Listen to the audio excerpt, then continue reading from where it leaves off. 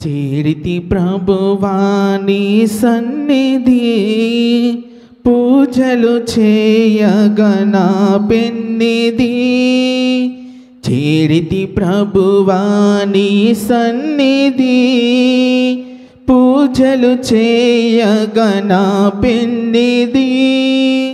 పాడి స్తుతింతును నీ దివ్యనామం, పాడి స్తుతింతును నీ దివ్యనామం. వరములు చిందే ఈ దివ్య బలిలో, వరములు చిందే ఈ దివ్య బలిలో. చేరితి ప్రభువాని సన్నిధి పూజలు చేయగనా పెన్నిది. చీకటి ముసిరిన బ్రతుకులలో, వేదన నిండిన ఎదలలో, చీకటి ముసిరిన బ్రతుకులలో, వేదన నిండిన ఎదలలో వెలుగును నింపే జ్యోతివి నీవు, వెలుగును నింపే జ్యోతివి నీవు. నీ కృప మాపై ప్రసరించు దేవా, నీ కృప మాపై ప్రసరించు దేవా. చేరితి ప్రభువా నీ సన్నిధి పూజలు చేయగనా పెన్నిది. చేరితి ప్రభువా నీ సన్నిధి. ఈనాటి ఈ దివ్య బలి పూజ ముఖ్య ఉద్దేశము, ఇన్నిదాకు దేవుడు మంచి ఆరోగ్యమును దయచేయమని, ఆ బిడ్డ చదువుల్లో తోడుగా ఉండి మంచి ఉద్యోగమును దయచేయమని ప్రార్థించుదాము. సుష్మాకు దేవుడు మంచి ఆరోగ్యమును, ఆ బిడ్డకి చదువుల్లో తోడుగా ఉండి దేవుడు ఆ బిడ్డను ఉన్నతమైన స్థాయికి ఎదిగేలాగా తోడుగా ఉండమని, మెట్టులో మెట్టు ఎక్కుకుంటూ అటు తల్లిదండ్రులకు తోడుగా ఉండే శక్తిని ఆ బిడ్డకు దయచేయమని, తనకు జన్మనిచ్చిన తల్లిదండ్రులిద్దరిని కూడా దీవించమని ప్రార్థన చేద్దాం. ఈరోజున మేకల కృపారావు గారి మొదటి జ్ఞాపకార్థ వార్షికోత్సవం జరుపుకుంటూ ఉండగా దేవుడు వారి ఆత్మకునితి విశ్రాంతిని దయచేయమని ఈ దివ్య బలి పూజలో ప్రత్యేకంగా ప్రార్థన చేద్దాం. పితా పుత్ర పవిత్రాత్మ నామమున ఆమేన్. మన ప్రభు అయిన యేసు క్రీస్తు కృప, తండ్రి అయిన దేవుని ప్రేమ, పవిత్రాత్మ దేవుని సహవాసం ఎక్కడ చేరి ఉన్న మీ అందరితో ఉండునుగాక. మీ ఆత్మతో ఉందురుగాక. Praise the lord, praise the lord, praise the lord, praise the lord. Hallelujah, hallelujah, hallelujah, hallelujah, hallelujah, hallelujah. తండ్రి దేవా వందనం, తండ్రి దేవా వందనం, తండ్రి దేవా స్తోత్రం, తండ్రి దేవా స్తోత్రం, తండ్రి దేవా ఆరాధన, తండ్రి దేవ యేసయ్యా వందనం, యేసయ్యా వందనం, యేసయ్యా స్తోత్రం, యేసయ్యా స్తోత్రం, యేసయ్యా ఆరాధన, యేసయ్యా ఆరాధన, ఆత్మదేవా వందనం, ఆత్మదేవా వందనం, ఆత్మదేవా స్తోత్రం, ఆత్మదేవా స్తోత్రం, ఆత్మదేవా ఆరాధన. ఆత్మదేవా ఆరాధన. హల్లెలూయా, హల్లెలూయా, హల్లెలూయా, హల్లెలూయా, హల్లెలూయా. హల్లెలూయా. క్రీస్తునందు ప్రియమైన దేవుని బిడ్డలారా, యేసు ప్రభువారు అంటూ ఉన్నారు, ఏ ప్రవక్త తన కుటుంబములో కానీ బంధువుల మధ్యలో కానీ సొంత పట్టణములో గౌరవింపబడడు, కానీ బయట అతనిని మరింతగా గౌరవిస్తారు అని వాక్యం తెలియచేస్తుంది. మరి క్రీస్తుని గౌరవిస్తున్నామా? నీ సేవకులని గౌరవిస్తున్నావా? అభిషక్త యాజకులని గౌరవిస్తున్నావా? వారిని ప్రేమిస్తున్నావా? అమర్యాదగా అగౌరవంగా మాట్లాడుతున్నామా? ఆత్మ పరిశీలన చేసుకొని దేవునికి వ్యతిరేకంగా చేసిన పాపాలు తప్పిదాలను గుర్తుకు తెచ్చుకుంటూ దేవుని పాప క్షమాపణ కోరుకుంటూ ఈ దివ్య బలి పూజలో పవిత్రంగా యోగ్యముగా పాల్గొందాం. సర్వశక్తి కలిగిన సర్వేశ్వరుని చెంతను నా పాపములను ఒప్పుకొనుచున్నాను.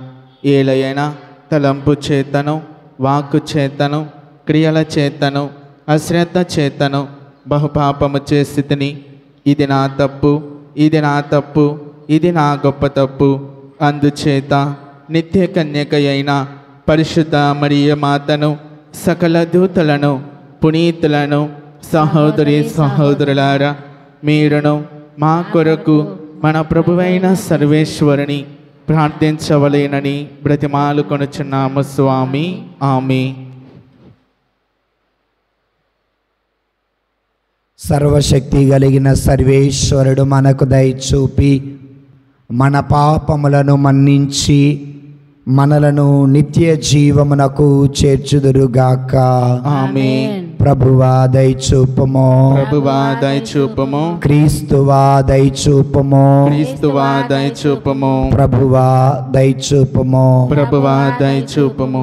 మహిమా మహిమా సర్వేశ్వరునికి మహిమా మహిమా మహిమా సర్వేశ్వరునికి మహిమా. భూలోక ప్రజలకు ఎల్లవేళలా సమాధానం. భూలోక ప్రజలకు ఎల్లవేళలా సమాధానం. మహిమా మహిమా సర్వేశ్వరునికి మహిమా.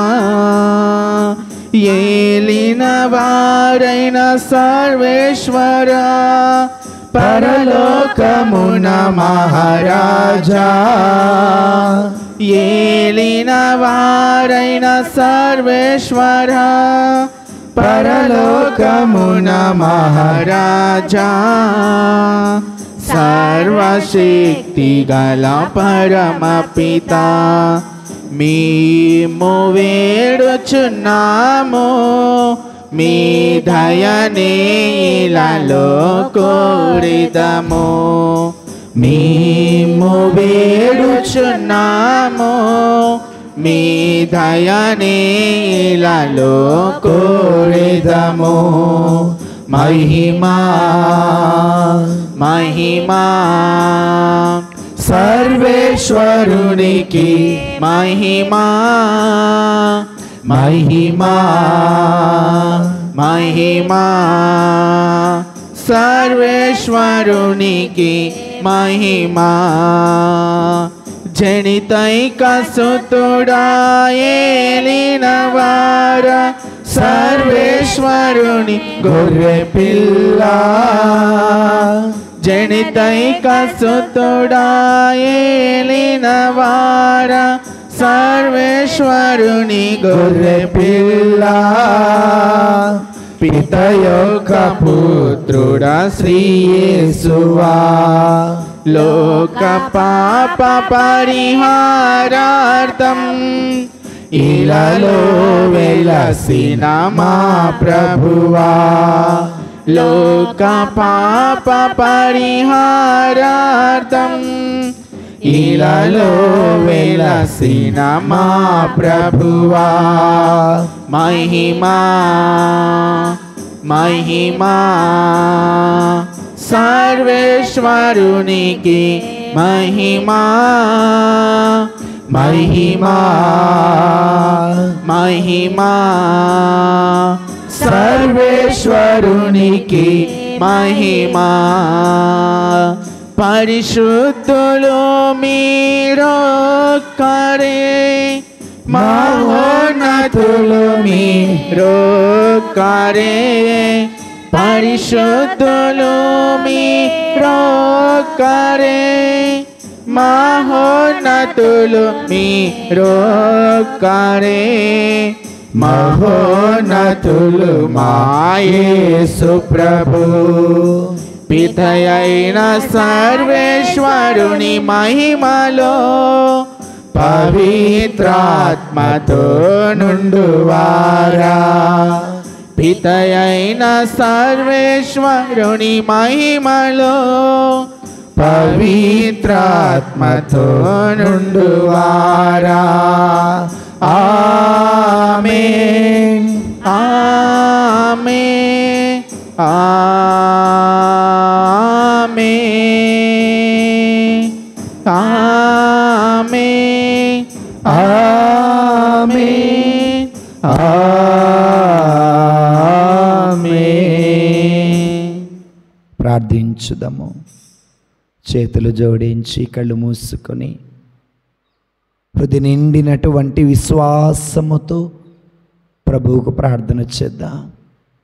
మమ్మలను మిక్కిలిగా ప్రేమించిన ఓ మా ప్రియ పరలోకపు తండ్రి, నీ బంగారు పాదాలకు స్తోత్రం. నీ పవిత్రమైన నామమునకు స్తుతులు, స్తోత్రాలు, వందనాలు తెలియజేస్తున్నాం దేవా. అయ్యా, గడిచిన కాలమంతా దీవించినందుకు స్తోత్రం తండ్రి. గడిచిన ఆదివారం నుండి ఇప్పటి వరకు మమ్మలను మీ కంటికి రెప్పలా కాపాడినందులకు నీకు స్తోత్రం దేవా. రాబోయే దినములలో కూడా మమ్మలను కాపాడమని ప్రార్థిస్తున్నాం తండ్రి, నీకు స్తోత్రం. యేసయ్యా, చిన్న బిడ్డలను మీకు సమర్పిస్తున్నాం. ఆ చిన్న బిడ్డలను దీవించండి. మంచి జ్ఞానమును, తెలివిని, ఆరోగ్యమును, బంగారుమైన భవిష్యత్తు దయచేయండి దేవా. యువతి యువకులను దీవించండి నాయన. ఇంటర్ చదువుతున్న వారిని, డిగ్రీ చదువుతున్న వారిని, ఆపై చదువులు చదువుతున్న వారిని దీవించండి నాయన. సుష్మాను దీవించండి. ఆ బిడ్డకు మంచి జ్ఞానమును దయచేయండి. ప్రశాంతతను, నెమ్మదిని దయచేయండి. ధైర్యమును దయచేయండి నాయన. అన్ని విషయాలలో ఆ బిడ్డకు తోడుగా ఉండండి నాయన. ఆమె వేసే ప్రతి అడుగులో తోడుగా ఉండండి. మానసాను, శాంభవిని దీవించండి నాయన. సుకుమారుని దీవించండి. సంపత్తును దీవించండి. సుశీలితాను దీవించండి. వారికి మంచి ఉద్యోగాలను దయచేయండి. కోమలిని దీవించండి నాయన. ఇదిగో తండ్రి, మరి ముఖ్యంగా ఇతర దేశాలు వెళ్ళటం కోసం వీసా, పాస్పోర్ట్ల కోసం ప్రయత్నాలు చేస్తున్న బిడ్డలను దీవించండి. వారికి వీసా, పాస్పోర్ట్లు దయచేయండి దేవా. అయ్యా, మరి ముఖ్యంగా తండ్రి, నిరుద్యోగముతో ఉన్న బిడ్డలకు మంచి ఉద్యోగం దయచేయండి. కళ్యాణ్కు మంచి ఉద్యోగం దయచేయండి.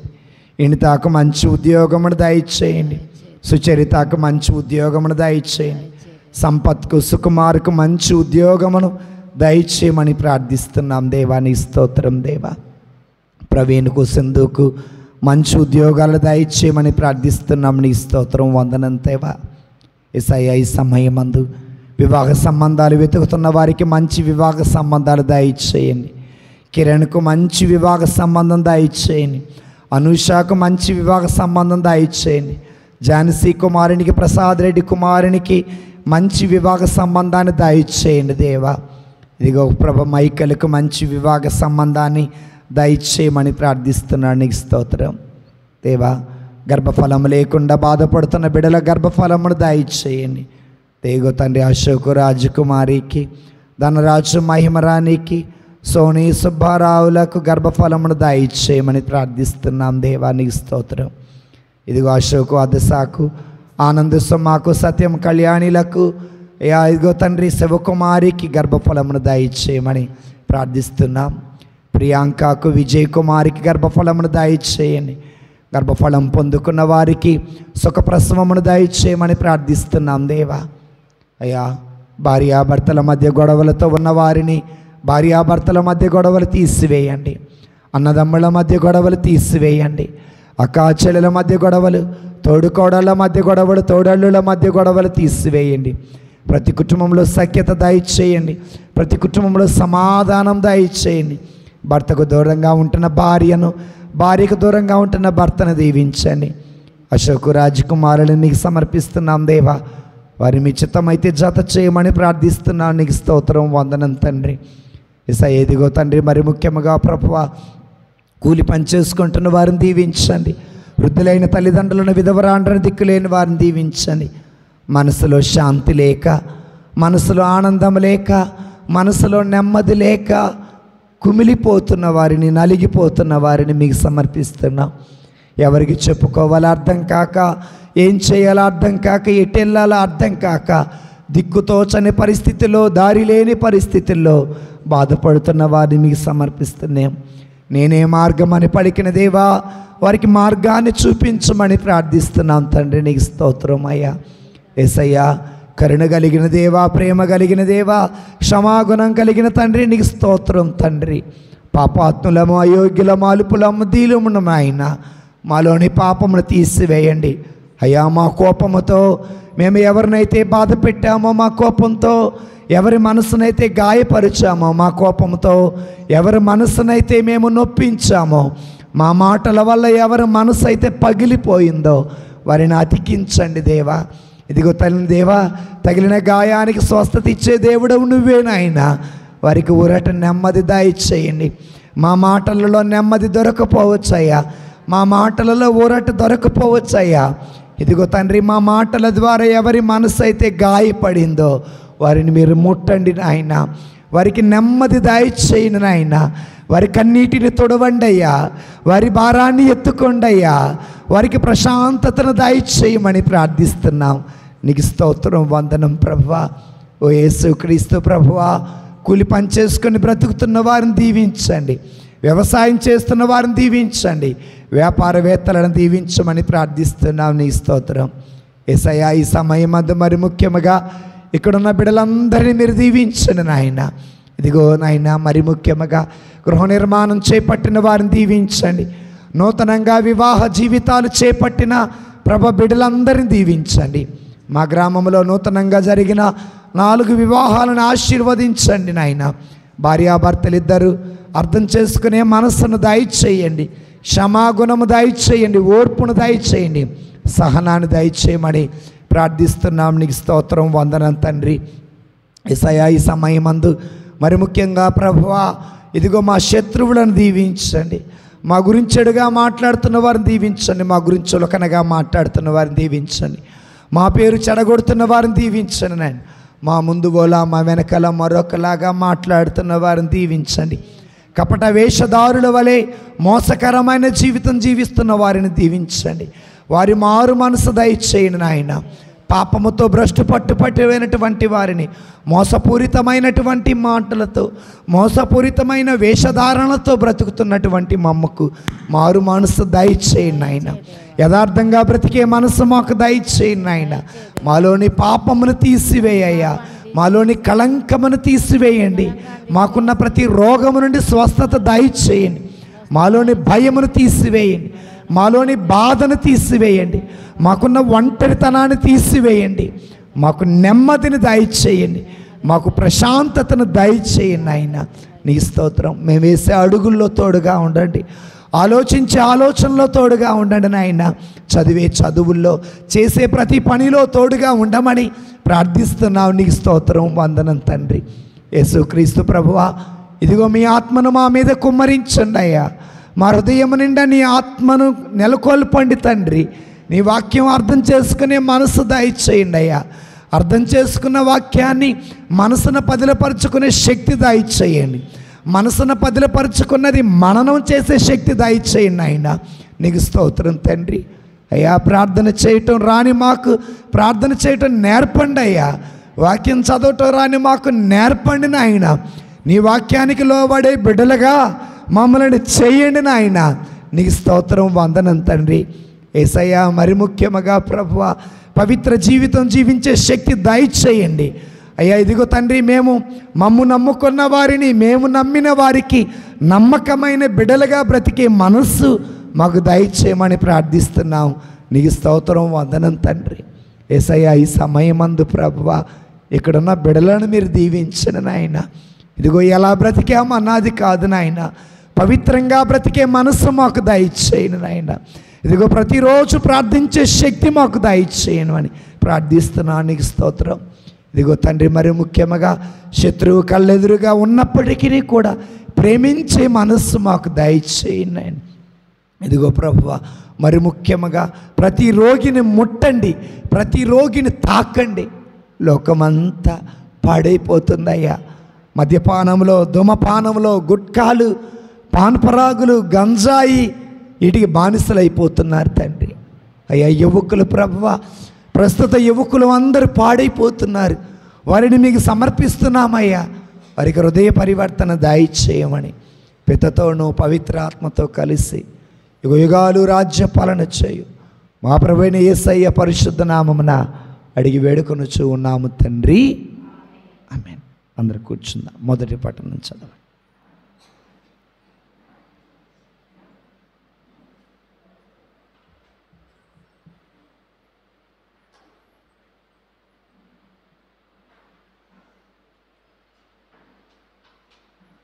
తిరుగుబాటు ఒక ప్రవక్త ఉన్నాడని గ్రహింతురు. మొదటి పట్టణము యెహెజ్కేలు గ్రంథము 2వ అధ్యాయము 2వ వచనం నుంచి 5వ వచనం వరకు. మొదటి పట్టణము యెహెజ్కేలు గ్రంథము 2వ అధ్యాయము 2వ వచనం నుంచి 5వ వచనం వరకు. ఆ వాణి నాతో ఇట్లా మాట్లాడుచుండగా దేవుడు ఆత్మ నాలో ప్రవేశించి నేను పైకి లేపెను. ఆ వాణి ఇంకను ఇట్లనెను, నరపుత్రుడా, నేను నిన్ను ఇశ్రాయేలునకు చెంతకు పంపెదను. వారు నా మీద తిరుగుబాటు చేసితిరి, ఇంకను చేయిచే ఉన్నారు. వారు పూర్వులు కూడా అట్లే చేసిరి.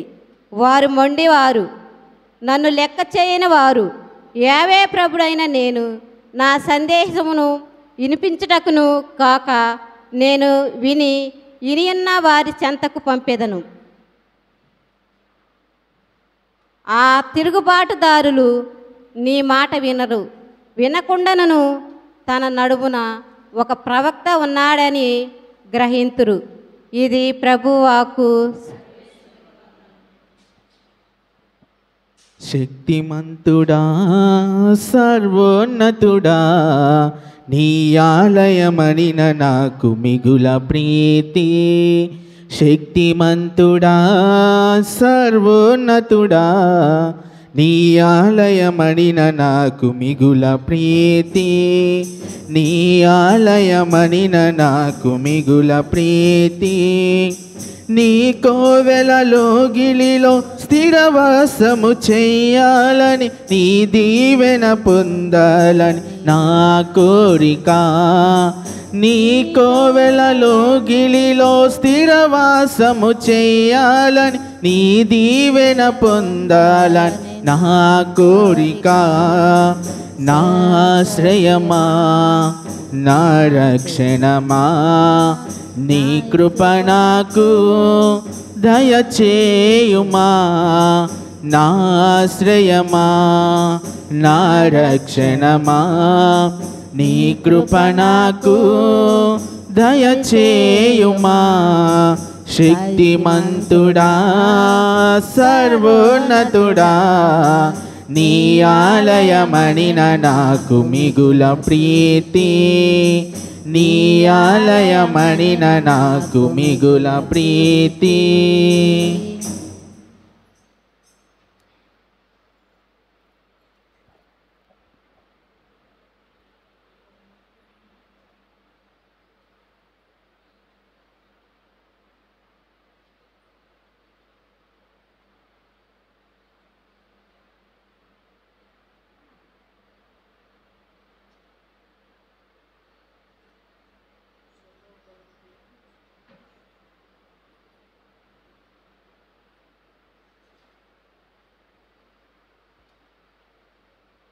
రెండవ పట్టణము క్రీస్తు శక్తి యందు నిలిచియుండును నిమిత్తము వేశ్యముగా నా బలహీనతయే దేవుడిని గర్వింతురు. రెండవ పట్టణము పునీత పౌలు గారు కొరింథీయులకు వ్రాసిన 2వ లేఖ 12వ అధ్యాయము 7వ వచనం నుంచి 10వ వచనం వరకు. రెండవ పట్టణము పునీత పౌలు కొరింథీయులకు వ్రాసిన 2వ లేఖ 12వ అధ్యాయము 7వ వచనం నుంచి 10వ వచనం వరకు. సహోదరులారా, నేను చూచిన అద్భుత విశేషములను గూర్చి గర్వింపుతో ఉద్భవింపుకుడు. నా శరీరములో ఒక ముట్లు గుర్చబడినది.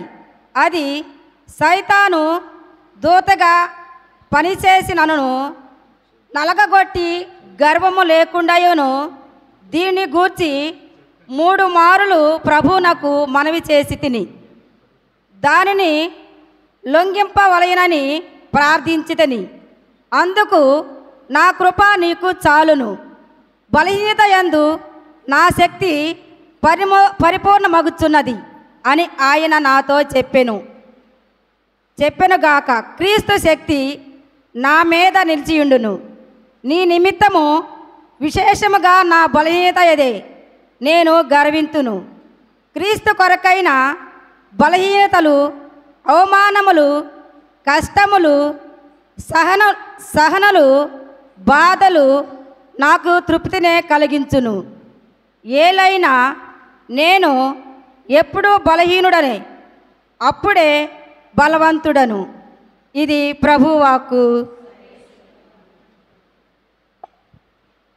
ఆదిలో వాక్కు ఉండెను, వాక్కు దేవుని యొద్ద ఉండెను, ఆ వాక్కే దేవుడై ఉండెను, ఆ వాక్కే మనిషై పుట్టెను.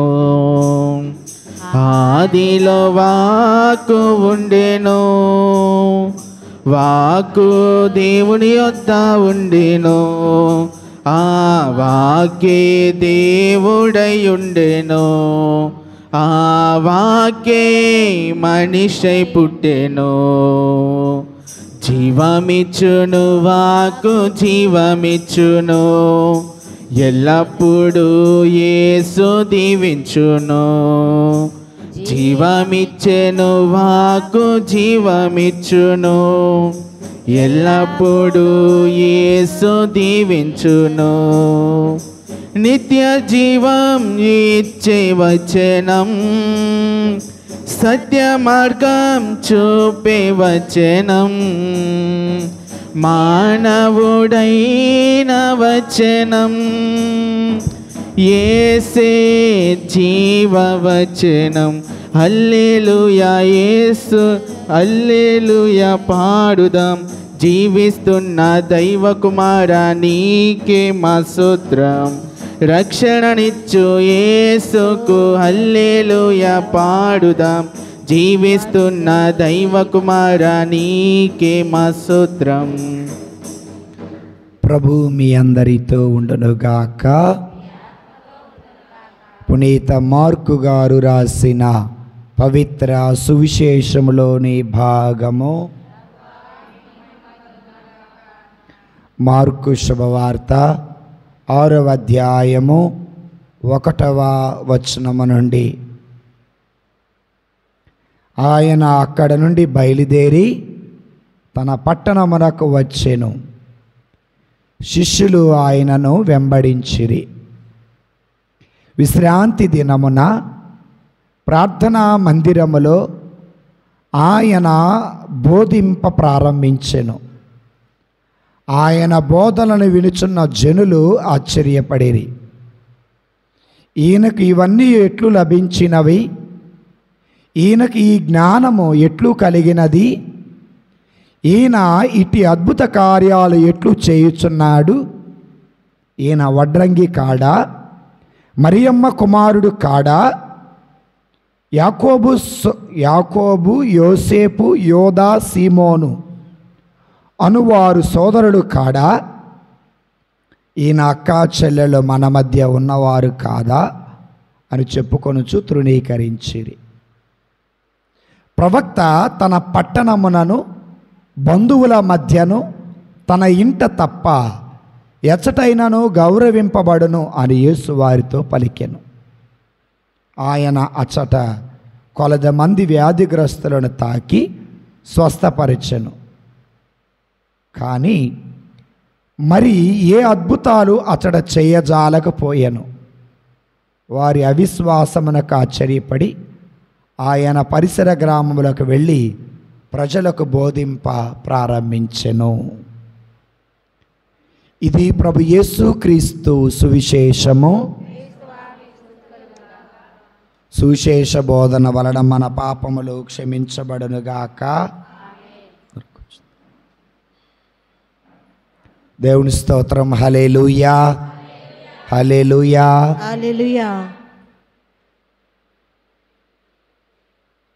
హల్లెలూయా. హల్లెలూయా. తండ్రి దేవా వందనం. తండ్రి దేవా వందనం. తండ్రి దేవా స్తోత్రం. తండ్రి దేవా స్తోత్రం. తండ్రి దేవా ఆరాధన. తండ్రి దేవా ఆరాధన. యేసయ్యా వందనం. యేసయ్యా వందనం. యేసయ్యా స్తోత్రం. యేసయ్యా స్తోత్రం. యేసయ్యా ఆరాధన. యేసయ్యా ఆరాధన. ఆత్మదేవా వందనం. ఆత్మదేవా వందనం. ఆత్మదేవా స్తోత్రం. ఆత్మదేవా స్తోత్రం. ఆత్మదేవా ఆరాధన. ఆత్మదేవా ఆరాధన. హల్లెలూయా, హల్లెలూయా. Hallelujah, hallelujah. హల్లెలూయా. హల్లెలూయా. క్రీస్తునందు ప్రియమైన దేవుని బిడ్డలారా, సహోదరి సహోదరులారా, మార్కు శుభవార్త 6వ అధ్యాయము 5వ వచనాన్ని ఈనాడు వాక్య ధ్యానాంశంగా మనం ధ్యానం చేసుకుందాం.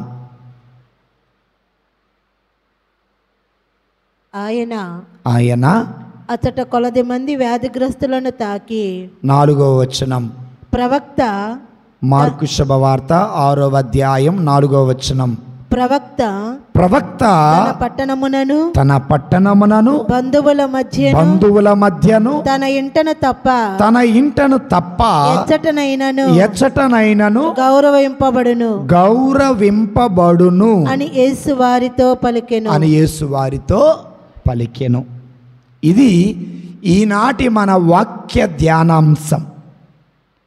ఒక ప్రవక్త తన ఇంటిలో కానీ తన బంధువుల మధ్యలో కానీ తన పట్టణములో గౌరవింపబడడు. ఇల్లు దాటినా, బంధువులను దాటినా, తన సొంత పట్టణాన్ని దాటితే ఎక్కువ గౌరవం అక్కడ ఆయనకి చేకూరుతుంది, లభిస్తుంది అని వాక్యం తెలియచేస్తుంది. ఇది మీకు అర్థం కావాలంటే దీని చరిత్ర కూడా మీకు తెలియాలి. విశ్రాంతి దినం అనగా ఆదివారమా శనివారమా? Very good. విశ్రాంతి దినమున యేసు ప్రభువారు నజరేతులో ప్రార్థనా మందిరానికి వెళ్ళి, ఏ ఊరు వెళ్ళారు? ఏ ఊరు? యేసయ్య సొంత పట్టణం ఏది? నజరేతు. ఆయన పెరిగింది నజరేతులో, అంటే తన సొంత గ్రామములో. విశ్రాంతి దినమున ప్రార్థనా మందిరానికి వెళ్ళి అక్కడ దేవుని వాక్యమును బోధిస్తున్నారు. ఏమని బోధిస్తున్నారు? ప్రభుని ఆత్మ నాపై ఉన్నది, పేదలకు సువార్తను బోధించుటకును, బంధితులను విడిపించుటకును, ప్రభుహితమైన సంవత్సరమును ప్రకటించుటకు ఆయన నన్ను అభిషేకించాడని దేవుని వాక్యం బోధిస్తున్నాడు. ఈ మాటలకి సొంత ప్రజలు అనగా యూదులు, సొంత కుటుంబస్తులు అనగా యూదులు, సొంత పట్టణ వాసులు అనగా యూదులు, ఇతడు వడ్రంగి కాడా?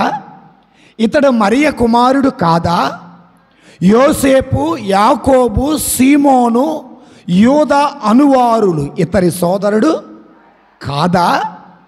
ఇతని అక్కా చెల్లెలు మన మధ్య ఉన్నవారు కాదా అని తృణీకరించారు. ఇప్పుడు యేసు ప్రభు వారిని తృణీకరించింది ఎవరు? అమ్మా గట్టి చెప్పండి. యేసు ప్రభు వారిని తృణీకరించింది సొంత వారే. సొంత వారు అనగా యూదులు. రైట్. యేసు ప్రభు వారిని ఎందుకు తృణీకరించారు? సొంత వాళ్ళే, సొంత ఇంటి వాళ్ళే, సొంత పట్టణ ప్రజలే యేసు ప్రభు వారిని ఎందుకు తృణీకరించారు? సొంతోళ్ళు. గట్టి చెప్పమ్మా.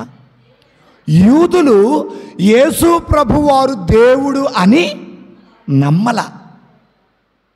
మరి నిజంగా యేసు ప్రభు దేవుడేనా? దేవుడే అని మనం ఎలా చెబుతాం అమ్మా? అద్భుతాలు ఓకే, ఇంకా పాపము నుండి విడిపించారు, వెరీ గుడ్. పునరుత్థానం ఇచ్చారు, వెరీ గుడ్. రైట్. ఇప్పుడు మన విశ్వాసం, యూదుల విశ్వాసం ఏంటంటే యేసు ప్రభు దేవుడు కాదు, ఆయన ఒక వడ్రంగి కుమారుడు, ఒక నరుడు. మన విశ్వాసం అనగా క్రైస్తవుల విశ్వాసం ఏంటంటే యేసు ప్రభు వారు దేవుడు. మీ అందరికీ తెలుసు యేసు ప్రభు వారు ఎలా దేవుడు అంటే, ఆదిలో వాక్కు ఉండెను, వాక్కు దేవుని యొద్ద ఉండెను, వాక్కు దేవుడై ఉండెను, వాక్కు మానవుడై మన మధ్య నివసించాడు. వాక్య రూపములో ఉన్న దేవుడు మన కోసం మనిషిగా పుట్టాడు. ఆయన దేవుడు అన్నది మన విశ్వాసం. కానీ యూదులు దానిని నమ్మలేదు కాబట్టి ఆయనను తృణీకరించారు. నమ్మలేదు కాబట్టి నెట్టుకుంటా ఆయనను ఊరి వెలుపలకు తీసుకొని పోయి చంపటానికి కూడా ప్రయత్నం చేశారు. అంటే సొంత వాళ్ళు యేసు ప్రభు దేవుడని కానీ బయట వాళ్ళు యేసు ప్రభు దేవుడు అని నమ్మారు. దేవుని స్తోత్రం. హల్లెలూయా, హల్లెలూయా, హల్లెలూయా, హల్లెలూయా. నమ్మిన వారి దగ్గర దేవుడు అద్భుత కార్యాలు ఎక్కువగా చేశారు. ఉదాహరణకి మనం వాక్యం చూస్తే, దేవుని బిడ్డలారా, లూకా శుభవార్త 4వ అధ్యాయము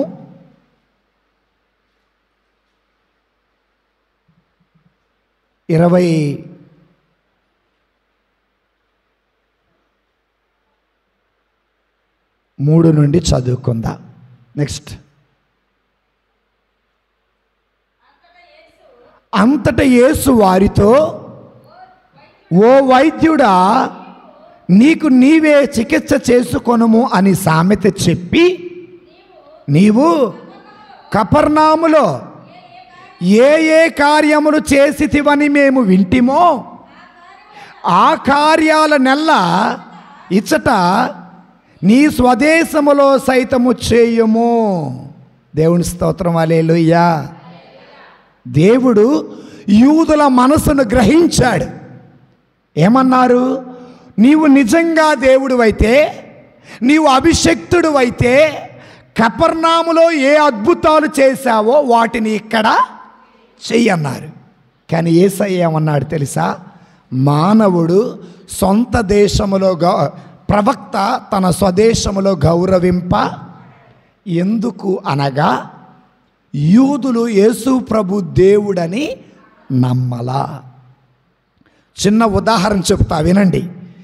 ఏలియా ఉన్నటువంటి రోజులలో 3 సంవత్సరాలు వర్షాలు లేకపోగా కరువు వచ్చినప్పుడు దేవుడు ఏలియాను సారేఫాతు విధవరాలి ఇంటికి పంపించాడు.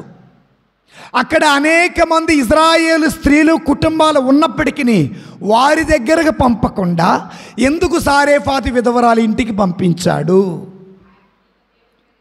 సారేఫాతు విధవరాలు అన్యురాలైనప్పటికీ ప్రభుని విశ్వసించింది. ఇజ్రాయేలీలు దేవుని బిడ్డలు అయినప్పటికీ వారు ప్రభుని విశ్వసించలా. అందుకే అద్భుత కార్యం చెయ్యలా. సిరియా సైన్యానికి అధిపతి నామాను ఉన్నటువంటి రోజులలో అనేక మంది కుష్ఠరోగులు ఉన్నప్పటికీ నామానికి ఒక్కడికే ఎలీషా స్వస్థత ఇచ్చాడు. ఎందుకు అనగా, నామాను అన్యుడైనప్పటికీ ప్రభుని విశ్వసించాడు, స్వస్థత పొందుకున్నారు. ఇజ్రాయేలీలు దేవుని బిడ్డలు అయినప్పటికీ ప్రభుని విశ్వసించలా, స్వస్థత పొందుకోలా. ఈ రోజున ఆనాడు ఇజ్రాయేలు ప్రజల వలె ఈనాడు యూదులు కూడా యేసు ప్రభువారు దేవుడు అని నమ్మల. ఆయనను ఒక మనిషిలాగే చూస్తున్నారు, కానీ ఒక అభిషక్తుడులాగా వాళ్ళు చూడటల్లా. అందుకే ప్రభు అంటున్నారు, ఒక ప్రవక్త తన సొంత ఇంటిలో, సొంత బంధువుల మధ్య, సొంత దేశములో గౌరవింపబడడు. హల్లెలూయా. అయితే ఇజ్రాయేలు ప్రజలు లేదా యూదులు ఎవరి కోసం ఎదురు చూస్తున్నారంటే, మెస్సయ్య కోసం ఎదురు చూస్తున్నారు. మెస్సయ్య అనగా క్రీస్తు, క్రీస్తు అనగా అభిషక్తుడు. మనము లూకా శుభవార్తలో 4వ అధ్యాయంలో 18వ వచనంలో ఏం చదివాము? ప్రభుని ఆత్మ నాపై ఉన్నది అంటే దాని అర్థం ఏంటి? దేవుడు నన్ను తన ఆత్మతో అభిషేకించాడు. ఎప్పుడు అభిషేకించారు? యోర్దాను నదిలో బప్తిస్మ యోహాను గారి చేతుల మీదుగా బాప్తిస్మము పొందుకున్నప్పుడు పవిత్రాత్మ దేవుడు పావుర రూపంలో దిగి వచ్చినప్పుడు తండ్రి దేవుడు అంటున్నాడు, ఇతడు నా ప్రియమైన కుమారుడు. అనగా యూదులు ఎదురు చూస్తున్న అభిషక్తుడైన మెస్సయ్య యేసు ప్రభువే. అంటే ఓ యూదులారా, మీరు మెస్సయ్య కోసం ఎదురు చూస్తున్నారు. ఓ యూదులారా, మీరు అభిషక్తుడి కోసం ఎదురు చూస్తున్నారు. ఆ అభిషేకం పొందుకొని మీ ఊరు వచ్చిన వ్యక్తిని నేనే అని పలికి, ప్రభుని ఆత్మ నాపై ఉన్నది, పేదలకు సువార్తను బోధించుటకును, చెరలోనున్న వారికి విడుదలనిచ్చుటకును, గుడ్డివారికి చూపునిచ్చుటకును, పీడితులకు విమోచన కలుగు చేయుటకు, ప్రభుహితమైన సంవత్సరం ప్రకటించుటకు ఆయన నన్ను పంపెను అని పలికి 21వ వచనములో ఏమంటారంటే, ఈ లేఖనము ఈనాడు మీ ఎదుట. అంటే దాని అర్థం ఏంటి? యూదులారా, మీరు ఎదురు చూస్తున్నటువంటి మెస్సయ్యాని నేనే. మీకోసం ప్రవచింపబడిన ప్రవచనం నా ద్వారా నెరవేరింది. మీరు ఎదురు చూస్తే మెస్సయ్యాను నేనే అని చెప్పిన ఆయన నమ్మకుండా ఏం చేశారో తెలుసా? 29వ వచనానికి రండి. లూకా 4:29. వారు లేచి యేసును నగరము వెలుపలకి నెట్టుకొని పోయి తమ నగరమున నిర్మింపబడిన పర్వతానికి తీసుకొని వెళ్ళి అచట నుండి తలక్రిందులుగా పడత్రోయ తలచెరి. నమ్మంది యూదులే, చంపింది కూడా యూదులే. అందుకే యేసయ్య అన్నాడు, ఒక ప్రవక్త తన సొంత ప్రజల మధ్య గౌరవింపబడడు. యేసు ప్రభువారు యూదుడుగా సొంత ప్రజల మధ్య, సొంత ఇంటిలో, సొంత ఊరిలో విశ్రాంతి దినమున ప్రార్థనా మందిరానికి వెళ్ళి దేవుని వాక్యం బోధిస్తున్నాడు. ఆత్మతో అభిషేకించబడిన వ్యక్తిని నేను, పంపబడినటువంటి వ్యక్తిని నేను. ఈ లేఖనం ఈనాడు మీ ఎదుట నెరవేరింది. మీ అవిశ్వాసం వల్ల మీరు నన్ను చూడలేకపోతున్నారు అని ప్రభు చెప్పినప్పుడు కోపంతో సొంత ప్రజలే ఆయనను ఊరి వెలుపలకు తీసుకుని వెళ్ళి చంపటానికి ప్రయత్నం చేశారు. విశ్వసిస్తే ప్రభు నీ గుండెల్లో బ్రతికుంటాడు. అవిశ్వాసం నీలో ఉంటే ఆ ప్రభుని చంపే వ్యక్తివి కూడా నీవే. విశ్వసించిన ప్రతి బిడ్డ హృదయములో ప్రభు బ్రతికి ఉన్నాడు. ప్రభువు ద్వారా వారు అద్భుత కార్యాలను చవిచూచారు. ప్రభువు ద్వారా రక్షణ పొందుకున్నారు. ప్రభువు ద్వారా స్వస్థత పొందుకున్నారు. ప్రభువు ద్వారా దీవెన పొందుకున్నారు. నీలో విశ్వాసం లేకపోతే యూదుల వలె నీవు కూడా యేసు ప్రభు వారిని ఊరు వెలుపలకు తీసుకుని వెళ్ళి చంపేస్తావు. నీవు కూడా ఆయన మొహాన ఓస్తావు. నీవు కూడా ఆయన మొహాన పిడిగుద్దులు గుద్దుతావు. నీవు కూడా ఆయనని సిలువ వేయండి, సిలువ వేయండి అని అరుస్తావు. ఎందుకని? నీవు విశ్వసించలేదు కాబట్టి. హల్లెలూయా. అయితే నా ప్రశ్న, యూదులు ఎందుకని ప్రభువుని విశ్వసించలా? విశ్వసించలేదు కాబట్టి గౌరవించలా, విశ్వసించలేదు కాబట్టి చంపటానికి ప్రయత్నం చేశారు. నా ప్రశ్న, ఎందుకని యూదులు యేసు ప్రభు వారిని విశ్వసించలేదు? అమ్మా పర్వాలేదు చెప్పండి.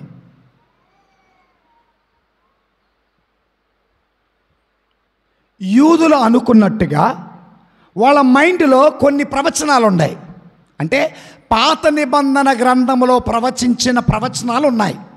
ఆ ప్రవచనాలు ఎవరి ద్వారా అయితే నెరవేరుతాయో అతడే వాళ్ళకి మెస్సయ్య. ఓకేనా? నేను మరలా చెబుతా. పాత నిబంధన గ్రంథంలో మెస్సయ్య గురించి కొన్ని ప్రవచనాలు ఉన్నాయి. మెస్సయ్య గురించి కొన్ని ప్రవచనాలు ఉన్నాయి. ఈ ప్రవచనాలు అనేవి ఎప్పుడైతే ఒక వ్యక్తి జీవితంలో నెరవేరుతాయో, లేదా ఈ ప్రవచనాలు ఎవరైతే నెరవేరుస్తారో అతడే నిజమైన మెస్సయ అన్నారు. యూదులు దగ్గర ఉన్న 6 ప్రవచనాలు యేసయ్య జీవితంలో నెరవేరల. ఎన్ని ప్రవచనాలు? 6 ప్రవచనాలు. గుర్తుపెట్టుకోండి, బైబిల్ ఉంటే రాసుకోండి, పెన్ను ఉంటే. మొదటి ప్రవచనం, మెస్సయ యోదయ గోత్రములో పుడతానన్నాడు, ఆయన పుట్టల, అందుకే ఆయన మెస్సయ కాదు.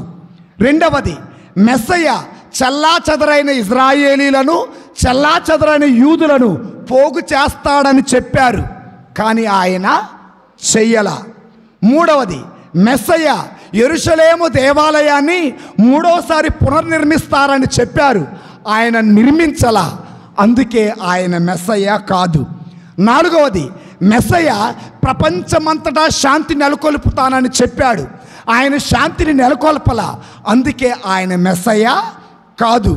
ఇదిగో ఐదవది, బైబిల్లో ఉన్నటువంటి ఆది కాండము, నిర్గమకాండం, సంఖ్యాకాండం, లేవీకాండం, ద్వితీయోపదేశ కాండం, వీటిని తోరా అని అంటారు. ఈ 5టిని పాటించేవాడు పఠించేవాడు వస్తాడు, ప్రజలను కూడా అలా నడిపిస్తాడు. అతడు నిజమైన మెస్సయ్య, కానీ ఆయన చెయ్యల, కాబట్టి యేసయ్య మెస్సయ్య కాదు. ప్రపంచమంతా దేవుని వ్యాప్తి జరుగుతుంది. ఆయన వచ్చినాక ప్రపంచమంతా దేవుని వ్యాప్తి జరగల, అందుకే ఆయన మెస్సయ్య కాదు. ఎవరి ప్రకారం ఇది? క్రైస్తవుల ప్రకారమా, యూదుల ప్రకారమా? నేను మన లెక్క అడగట్లా, నేను మరలా చెబుతున్నా. యూదులు ఎందుకు యేసే మెస్సయ్య అని నమ్మలా? ప్రవచనాలన్నీ వాళ్ళ జీవితంలో, ఎవరి జీవితంలో? యేసు ప్రభు జీవితంలో నెరవేరలేదు, కాబట్టి ఆయన మెస్సయ్య కాదు అని అంటారు. ఎవరనేది? యూదులు. మరి ఒకదాని తర్వాత ఒకటి నిదానంగా చదువుకుందాం, సరేనా? యూదులు ప్రవచనం ఏంటి, నెరవేరింది ఏంటో చూద్దాం. ఫస్ట్ది ఏంటిది? ఆయన ఏ గోత్రంలో? యూదుల ఆలోచన ప్రకారం, యూదుల అండర్స్టాండింగ్ ప్రకారం మెస్సయ్య యోధా గోత్రములో మాత్రమే జన్మించాలి, ఓకేనా? కానీ ఆయన యోధా గోత్రంలో జన్మించలా, అందుకే ఆయన మెస్సయ్య కాదు అన్నారు. ఎవరు? యూదులు. కానీ యేసయ్య పుట్టింది ఏ గోత్రంలో? అయితే ఇక్కడ ఒక చిన్న విషయం చూడండి. ఎలా చెప్పగలరండి యేసు ప్రభు వారు యోధా గోత్రంలో జన్మించలేదని యూదులు ఎందుకు అంటున్నారంటే, జాగ్రత్తగా వినండి. యేసు ప్రభుకి సాకుడు తండ్రి జోజప్ప, కానీ యేసు ప్రభు కన్న తండ్రి జోజప్ప గారు కాదు. యోసేపు గారి గోత్రం యోధా గోత్రం. యోసేపు గారికి యేసు ప్రభు పుట్టల, కాబట్టి ఆయనది యోధా గోత్రం. ఇది ఎవరి ఆలోచన? యూదుల ఆలోచన. ఇప్పుడు మన ఆలోచన చూద్దాం. నేను చెప్పే 2 ఉంటాయి. ఒకటి ఇప్పుడు, రెండవది రెండవ రాకడ గురించి ఉంటాయి. మొదట ఆయన జననం యోధా గోత్రంలో. ఉదాహరణకి ఆయన మొట్టమొదటి చెప్తారు, వినండి. మొట్టమొదటిది, మరియకు జన్మించాడు. మరియ తల్లిదండ్రి ఎవరో తెలుసా? అన్నమ్మ, జోకీము. జోకీము తండ్రి, జోకీము గోత్రం యోధా గోత్రం. తల్లి అన్నమ్మ గోత్రం లేవి గోత్రం. లేవి గోత్రం. ఒక పక్క యాజక గోత్రం, మరో పక్క యోధా రాజక గోత్రం. యూదులేమో రాజులు, లేవీయులేమో యాజకులు. మరియమ్మ గర్భాన పుట్టాల్సింది యూదుడైన రాజుగా ఉండాలా, అలాగే యాజకుడిగా. మెలికిసెదెకు యాజక క్రమం, యేసు ప్రభు యాజకుడయ్యాడు దావీదు రాజు గోత్రం ప్రకారం యూదులకి. ఈ రెండిటిని కలిపినట్టు వచ్చినటువంటి వ్యక్తి ఎవరు? మరియమ్మ. మరియమ్మ గర్భమందు నుండి వచ్చాడు యేసయ్య. దేవుని స్తోత్రం. హల్లెలూయా, హల్లెలూయా. ఏమండి, జోకీము గారి గోత్రం యోధా గోత్రం, మరియమ్మ గారి గోత్రం లేవి గోత్రం. పెళ్ళైనాక అన్నమ్మది ఏ గోత్రం అయింది? యోధా గోత్రం అయింది. వీళ్ళిద్దరికి పుట్టినటువంటి బిడ్డ తల్లి గోత్రం అయిద్దా తండ్రి గోత్రం అయిద్దా అమ్మా? ఇప్పుడు యేసు ప్రభు ఏ గోత్రంలో జన్మించినట్టు? హల్లెలూయా, హల్లెలూయా. ఒకటి. రెండవది, యోసేపు గారు యూదుడు, మరియమ్మ గారు కూడా యూదురాలే. అయితే పవిత్రాత్మ ప్రభావం చేత గర్భం ధరించిందని తెలిసిన తర్వాత యోసేపు గారు వెళ్ళిపోవాలనుకున్నారు. అయితే ఇక్కడ పురుషుడు ప్రమేయం లేకుండా గర్భం ధరించిన మరియమ్మ పురుషుడు ప్రమేయం లేకుండానే బిడ్డకి జన్మని ఇవ్వచ్చు. కానీ ఎందుకు దేవుడు మరలా మరియతో యోసేపును జత చేశాడు అంటే, యేసు ప్రభు నరుడిగా పుడుతున్నాడు. నరుడిగా పుట్టినటువంటి యేసు ప్రభుకి తండ్రి పేరు కావాలా, తల్లి పేరు కావాలా, ఇంటి పేరు కావాలా, కులం కావాలా, గోత్రం కావాలా? యేసయ్య పుట్టిన తరువాత ఐగుప్తు దేశం నుండి యెరూషలేముకు వచ్చి జనాభా లెక్కల్లో వాళ్ళ పేరు రాసుకున్నారు. జనాభా లెక్కల్లో వాళ్ళ పేరు రాసినప్పుడు ముందు యేసు, తర్వాత యోసేపు, తర్వాత మరియమ్మ, తర్వాత ఏ గోత్రం చెబుతారు? ఇప్పుడు ఈ ఆధార్ కార్డులో కానీ జనాభా లెక్కల్లో యేసు ప్రభుది ఏ గోత్రం అయింది? ఆయన పుట్టింది యోధా గోత్రంలో. రెండవది, ఆయన రాజుగా రాబోయేది కూడా యూదులకి రాజుగా. అది మాత్రమే కాదు, ముగ్గురు రాజులు వచ్చేయమంటాడు. యూదులకు రాజుగా జన్మించిన శిశువు ఎక్కడ? సో కనుక ఆయన పుట్టిందే గోత్రం. తర్వాత ఇంకోటి తెలుసా? న్యాయాధిపతిగా వస్తాడు, యూదులకు రాజుగా వస్తాడు, యోధా గోత్రపు సింహంగా వస్తాడు. దర్శన గ్రంథం 5వ అధ్యాయము 5వ వచనం.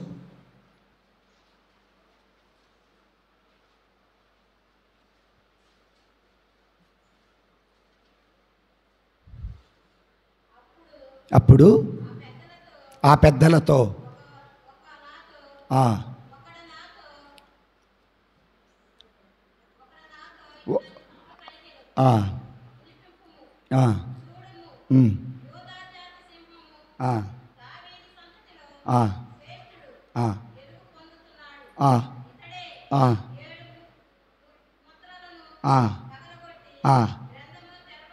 చూడండి, అప్పుడు ఆ పెద్దలలో ఒకడు నాతో ఇట్లు అనేను, విలపింపకము, చూడుము, యూదా జాతి సింహము, దావీదు సంతతిలో శ్రేష్ఠుడు, గెలిచినవాడు అతడే 7 ముద్రలను పగలగొట్టి గ్రంథమును.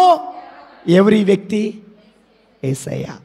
యూదుడుగా జన్మించాడు, యోధా గోత్రపు సింహంగా రాబోతున్నాడు, మనకు తీర్పుని ఇవ్వబోతున్నాడు. కనుక యేసయ్య పుట్టింది యోధా గోత్రములోనే.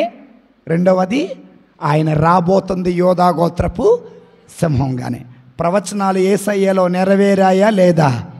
ఇప్పుడు ఆయన మనిషా మెస్సయ్యానా? మనిషా మెస్సయ్యానా? మెస్సయ్యానా? మెస్సయ్యానే. దేవుని స్తోత్రం, హల్లెలూయా. ఇది మొదటిది. రెండవది, చల్లా చెదరైనటువంటి ఇజ్రాయేలు ప్రజలను, యూదులను ఐక్యపరుస్తాడు అని మనకి ప్రవచనం ఉంది. ఆ ప్రవచనం చూద్దాం బైబిల్లో. యెషయా గ్రంథం 11వ అధ్యాయము 12వ వచనం, లేదా 11, 12 చదవండి. యెషయా గ్రంథం 11వ అధ్యాయము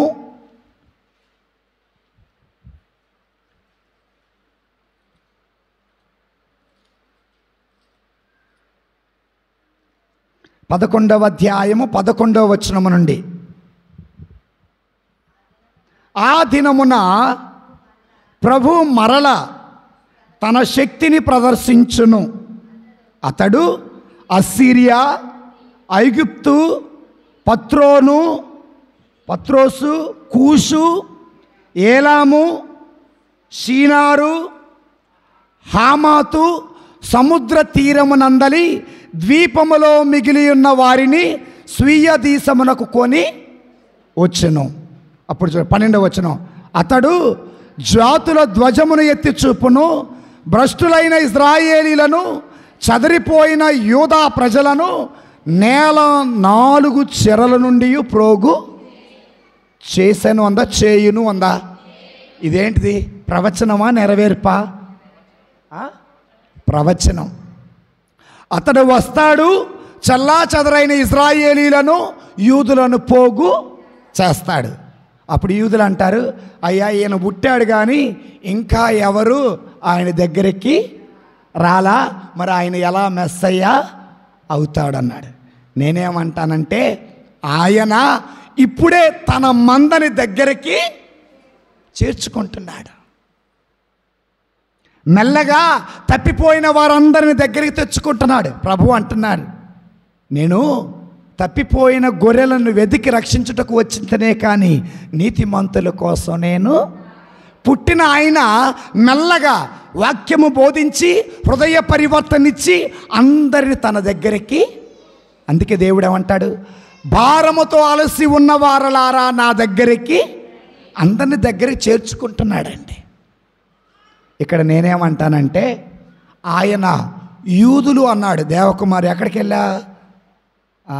ఆయన యూదులని ఇశ్రాయేలుని తన చెంతకి చెల్లా చెదరైన వాళ్ళందరినీ పోగు చేస్తానన్నాడు.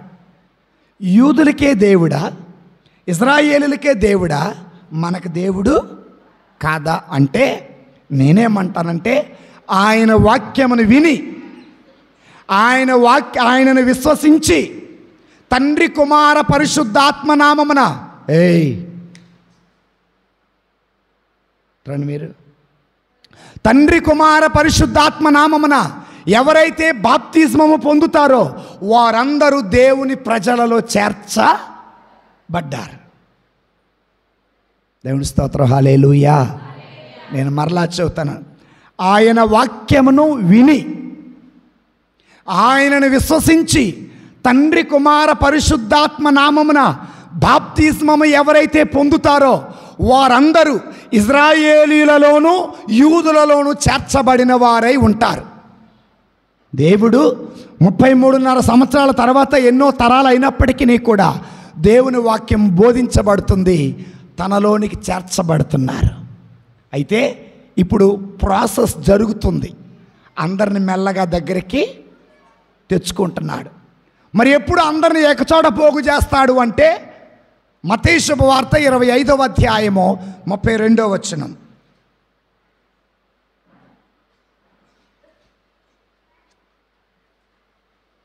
మత్తయి శుభవార్త 25:32. అప్పుడు సకల జాతుల వారు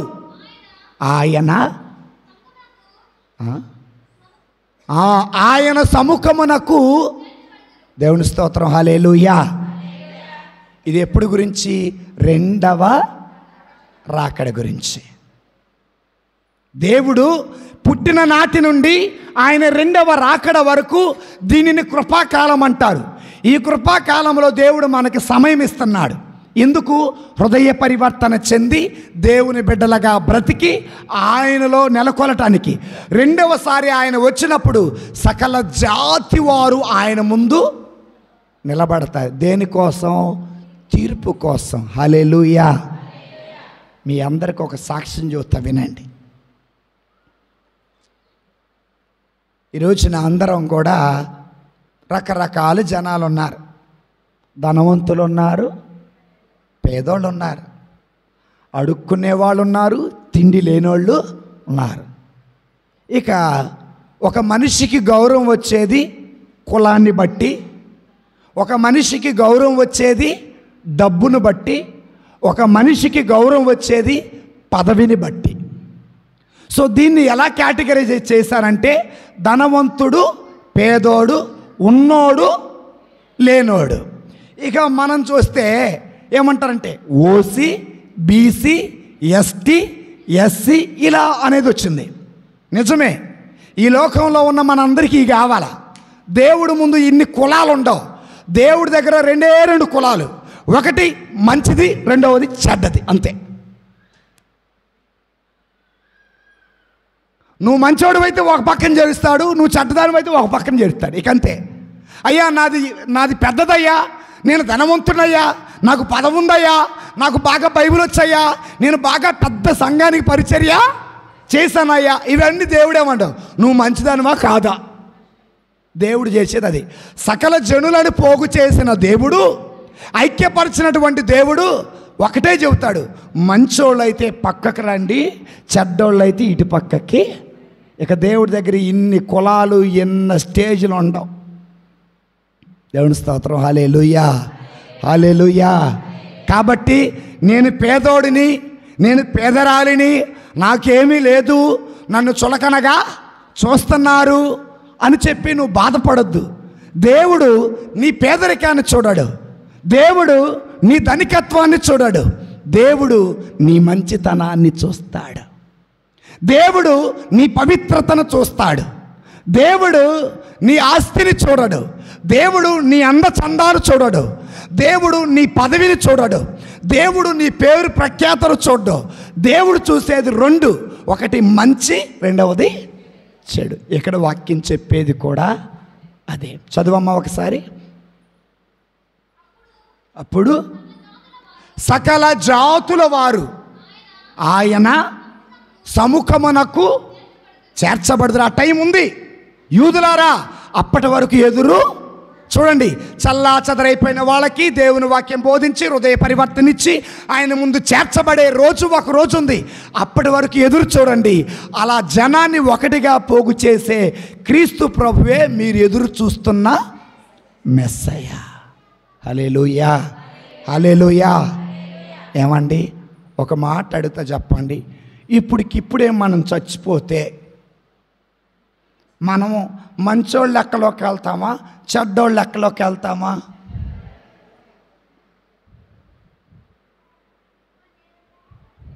దేవుని స్తోత్రం. హల్లెలూయా, హల్లెలూయా. రేపట దేవుడు ముందు మనం నిలబడ్డప్పుడట దేవుడు నన్ను అడుగుతాడట. ఏం అడుగుతాడు? పెద్ద సంఘాలకు చేసావా, చిన్న సంఘాలకు చేసావా అని అడగడట. దేవుడు చెప్పేది ఒకటే, చెప్పిన వాక్యం ప్రకారం బ్రతికితే నన్ను కుడి పక్కన వేస్తాడు. చెప్పేది ఒకటి, చేసేది ఒకటైతే ఎడం ప్రక్కన వేస్తారు. నువ్వు ఆదివారం ప్రార్థనకి వెళ్ళావా, మంగళవారం ప్రార్థనకి వెళ్ళావా, గురువారం ప్రార్థనకి వెళ్ళావా, బైబిల్ పట్టుకొని వెళ్ళావా, ఉపవాస ప్రార్థన చేసావా, కన్నీటి ప్రార్థన, ఇవన్నీ నువ్వు చెయ్యి పవిత్ర జీవితం జీవించడానికే. నువ్వు చనిపోయినాక దేవుడు ఉపవాసం ఉండా, ప్రార్థన చేసా, అమ్మ ఎన్ని చేసినా నీలో మంచితనం, ఎన్ని చేసినా నీలో పవిత్రత లేదు, అందుకే నువ్వు ఎడం పక్కే. సో కాబట్టి దేవుడి దగ్గర పోగు చేసే రోజుంది. సర్వజనులను, సకల ప్రజలను తన ముందు పోగు చేసి రెండు భాగాలుగా విభజిస్తారు. మంచి వాళ్ళని ఒకటిగా, చెడ్డవాళ్ళని ఒకటిగా. ఇక అంతే. సో ఓసీకి ఒక చోట, బీసీకి ఒక చోట, ఎస్సీకి ఒక చోట, ఎస్టీకి ఒక చోట, లేదా అడుక్కునే వాళ్ళకు ఒక చోట, సీఎంలకు ఒక చోట, పిఎంలకు ఒక చోట, ఇట్లా దేవుడేమి ఇవ్వడం. ఆయనకి పిఎంఏ పిఎం ఆయన. దేవుని స్తోత్రం. హల్లెలూయా, హల్లెలూయా. కనుక దేవుని ముందు మనం నిర్దోషులుగా ఉండాలి. ఇది ఎన్నోది? రెండవది. మూడవ ప్రవచనం ఏంటంటే యెహెజ్కేలు గ్రంథము 37వ అధ్యాయము 26, 27 వచనాలు.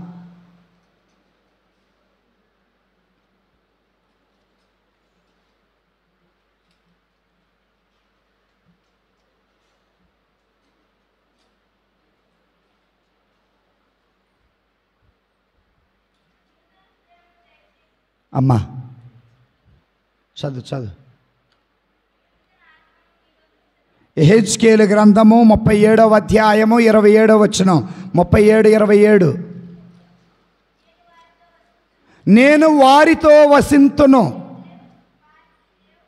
నేను వారికి దేవుడు నగుదును, వారు నాకు ప్రజలు అగుదురు, నేను నా మందిరమును వారి మధ్య శాశ్వతముగా నెలకొల్పేదను. Praise the lord. హల్లెలూయా. ఇదేంటిది? ప్రవచనం. ఈ ప్రవచనం కోసం ఎవరు ఎదురు చూస్తున్నారు? యేసయ్య ఎదురు చూస్తున్నాడు. కాదు, యూదులు ఎదురు చూస్తున్నారు. మూడవ ప్రవచనం యేసయ్యలో నెరవేరాలా? నెరవేరిందా లేదా? పరలోక రాజ్యం అంటే తినటం తాగటం కాదు. పరలోక రాజ్యం అనగా ప్రేమ, శాంతి, సమాధానం. స్థాపించాడా? మొదలుపెట్టాడా? రెండవది, ఆయన కడరా తీర్పులో మరలా నూతన యెరూషలేమును ప్రారంభిస్తాడు. అది శాశ్వతమైన దేవుని ఆలయం. అది నూతన యెరూషలేము దేవాలయం. నూతన దేవాలయం అంటే రాతితో కట్టబడింది కాదు. యేసు ప్రభువారు అంటున్నారు, ఈ ఆలయాన్ని పడగొట్టండి, దీనిని 3 రోజుల్లో తిరిగి లేపుతానన్నాడు. ఇక్కడ యేసు ప్రభు పలికింది తన శరీరం అనే ఆలయం గురించి. యేసు ప్రభు వారి పలికింది సంఘం అనే ఆలయం గురించి. యేసు ప్రభు వారి పలికింది పరలోకం అనేటటువంటి శాశ్వతమైన ఆలయం గురించి. యేసు ప్రభు వారి పలికింది ఈ లోకం అంతమైన తర్వాత పరలోకములో ఆయన తండ్రి దగ్గర నిర్మించే శాశ్వతమైన ఆలయం గురించి ఆయన పలికాడు. అయితే ఈ నూతన యెరూషలేము నిర్మాణం ప్రారంభమైనది ఎప్పటి నుండి? ఆయన పునరుత్థానం అయిన సమయము నుండి. దేవుని స్తోత్రం, హల్లెలూయా. ప్రవచనం నెరవేరుతుందా లేదా? మరి యేసయ్య మెస్సయ్యనా కాదా? హల్లెలూయా, హల్లెలూయా. కనుక దేవుని బిడ్డలారా, యేసయ్య తన ఆలయాన్ని కట్టుకున్నట్టుగానే మనం కూడా మన కుటుంబం అనే ఆలయాన్ని కట్టుకోవాలి. ఎలా? యేసయ్య ఏమంటాడు తెలుసా? ఎక్కడైతే 2 లేదా 3 నా నామమున చేరతారో వారి మధ్యలో, ఎక్కడైతే దేవుడు ఉంటాడో అక్కడ అది దేవునికి ఆలయం.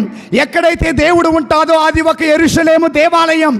భార్య భర్త ప్రార్థన చేస్తే అక్కడ దేవుడు ఉంటే, భార్య భర్త పిల్లలు అమ్మ నాన్న అక్క చెల్లి అందరూ కలిసి ప్రార్థన చేస్తే అక్కడ దేవుడు ఉంటే ఆ ఇల్లే మరొక నూతన యెరూషలేము దేవాలయం. మరి నీ ఇల్లు యెరూషలేము దేవాలయం లాగుందా? సొదొమ గొమొర్రా పట్టణంలాగా ఉందా? నీ ఇల్లు యెరూషలేము దేవాలయంలా ఉందా, లేకపోతే సిదోను పట్టణంలాగా ఉందా? నీ ఇల్లు యెరూషలేము దేవాలయంలాగా ఉందా? కొరాజీన్, అయ్యో కొరాజీన్ పురమా, అయ్యో బెత్సైదా పురమా, మీ మధ్య చేసిన అద్భుత కార్యాలు అదిగో వాళ్ళ మధ్య తూరు సిదోను పట్టణంలో చేసినా బాగుండేది అన్నారు. అంటే కొరాజీను పట్టణము, బెత్సైదా పట్టణము పాడైపోయినటువంటి పట్టణాలు. అద్భుతాలు చేసిన తర్వాత, స్వస్థతలు పొందుకున్న తర్వాత, దీవెనలు పొందుకున్న తర్వాత హృదయ పరివర్తన చెందని పట్టణాలు తూరు, సిదోను బెత్సైదా పట్టణాలు. దేవుని స్తోత్రం. కొరాజీను, బెత్సైదా పట్టణాలు. మరి దేవుని బిడ్డలారా, నీ ఇల్లు ఒక నూతన యెరూషలేం కావాలి. నీ ఇల్లు మరొక సొదొమ గొమొర్రా పట్టణాలు కాకూడదు. నీ ఇల్లు కొరాజీను పురం కాకూడదు. నీ ఇల్లు బెత్సైదా పురం కాకూడదు. నీ ఇల్లు ఒక నూతన యెరూషలేం. నీ ఇల్లు నూతన యెరూషలేం కావాలంటే నీవు ఒక తల్లిగా, ఒక తండ్రిగా, ఒక భార్యగా, ఒక భర్తగా, ఒక బిడ్డగా ప్రార్థన చేయి. అక్కడ ప్రభు ఉంటాడు అంతే. ఒకవేళ నీ ఇల్లు సొదొమ గొమొర్రా పట్టణంలాగుంటే దేవుని కోపాగ్నికి గురి అవుతా. నీ ఇల్లు కొరాజీను పట్టణంలా ఉంటే దేవుని శాపానికి గురి అవుతావు. కాబట్టి నీ ఇల్లు ఒక నూతన యెరూషలేములా ఉండాలి, కానీ నీ ఇల్లు మరొక బెత్సైదా పురంలాగా. దేవుని స్తోత్రం, హల్లెలూయా. ప్రవచనం నెరవేరిందా? నెరవేరుతూ ఉందా? నెరవేరుతూ స్థాపించాడు. సంఘాన్ని ఆలయంగా స్థాపించాడు. నేను వచ్చే వరకు మీరు సిద్ధపడుతూ ఉండండి, మిమ్మల్ని పరలోకం అనే నూతన యెరూషలేముకి తీసుకెళ్తా అన్నాడు. కనుక ప్రవచనానికి బీజం వేశాడు, దానిని నెరవేర్చుకుంటూ వెళ్తున్నాడు. ఇక 4వది, ప్రపంచమంతా శాంతిని నెలకొల్పుతానని పలికాడు. యెషయా గ్రంథంలో 2వ అధ్యాయంలో 4వ వచనాన్ని చూద్దాం. యెషయా గ్రంథం 2వ అధ్యాయం 4వ వచనం. తెరేసా,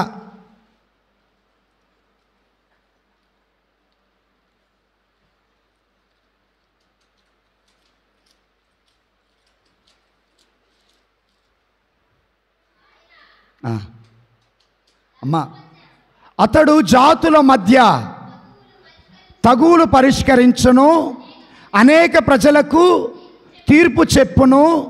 వారు తమ కత్తులను కర్రులుగాను సాగుకొట్టుదురు,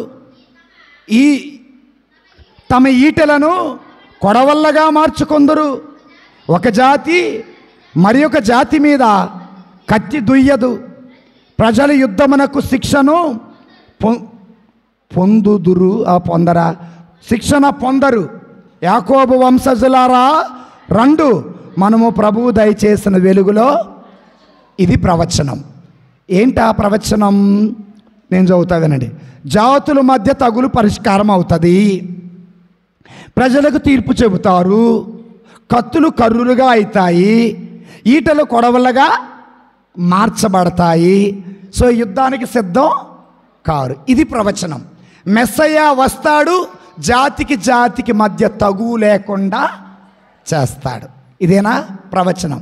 మరి ఈ ప్రవచనం నెరవేరిందా లేదా? నెరవేరిందా? ఎలా నెరవేరింది? యేసయ్య ఏమన్నాడు తెలుసా? ఒక చెంప మీద కొట్టినోడికి రెండో చెంప చూపిమన్నాడే కానీ కత్తితో పొడవమన్నాడా? స్థాపన జరుగుతుందిగా. ఒక వ్యక్తి నా ఎడల తప్పిదము చేస్తే ఎన్నిసార్లు క్షమించాలి అని అడిగితే 7 సార్లా 770 సార్లా అని అడిగితే 7 కాదయ్యా 770. అంటే ఒక వ్యక్తి పరిపూర్ణుడిగా పరిపూర్ణత పొందే వరకు, పరిశుద్ధుడు అయ్యే వరకు, దేవుని దరి చేరే వరకు ఆ వ్యక్తిని మనం క్షమిస్తూనే ఉండాలి. మరి నాటాడుగా విత్తనం. దేవుని స్తోత్రం. హల్లెలూయా, హల్లెలూయా. శాంతి ఏంటండి? ఈరోజున క్రైస్తవుల మధ్య అనేకమైన దాడులు జరిగినా, క్రైస్తవులని ఊచకోత కోసినా, క్రైస్తవులని హింసిస్తున్నా, క్రైస్తవులను రాళ్లతో కొట్టినప్పటికీ కూడా క్రైస్తవుల యుద్ధానికి వెళ్ళాల శాంతియుతమైనటువంటి ర్యాలీ చేపట్టారు. ఎందుకంటే దేవుడు మనకు నేర్పింది ఒకటే, క్షమించండి. ఏంటిది? క్షమిస్తేనే శాంతి ఉంటుంది. క్షమించకుండా తగుకెళ్తే గొడవలు అవుతాయి. నా దేవుడు క్షమించమని చెప్పాడే కానీ తగువులు పెట్టమని చెప్పలా. దేవుడు శాంతిని రగిలించమన్నాడే కానీ దేవుడు నిప్పిపెట్టి రగిలించమని చెప్పలా. దేవుని స్తోత్రం. హల్లెలూయా, హల్లెలూయా. మరి దేవుని బిడ్డలారా, ఈరోజున నీలో శాంతి ఉందా? మరే ఒక సీక్రెట్ చెబుతా, ఎవరికి చెప్పకండి.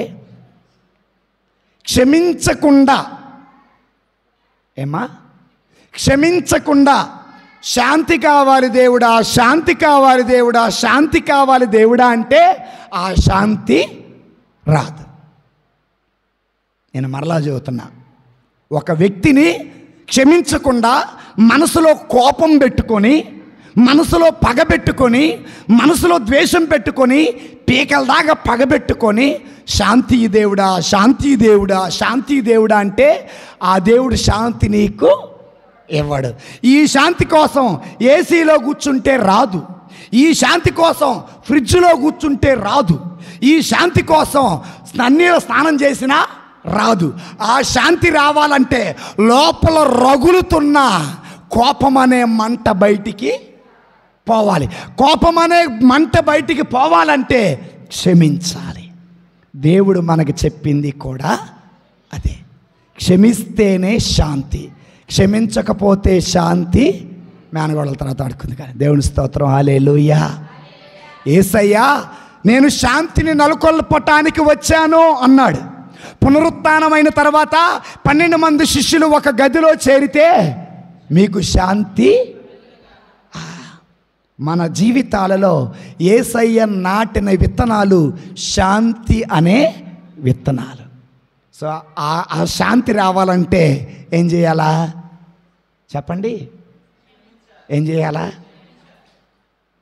ఆయన ఎవరో నాకు తెలియదని పేతురు అంటే యేసయ్య వెళ్ళి పేతురు ముందు నిలబడి నవ్వుతున్నాడు. యేసయ్య వెళ్ళి పేతురు ముందు నిలబడి నవ్వుతున్నాడు.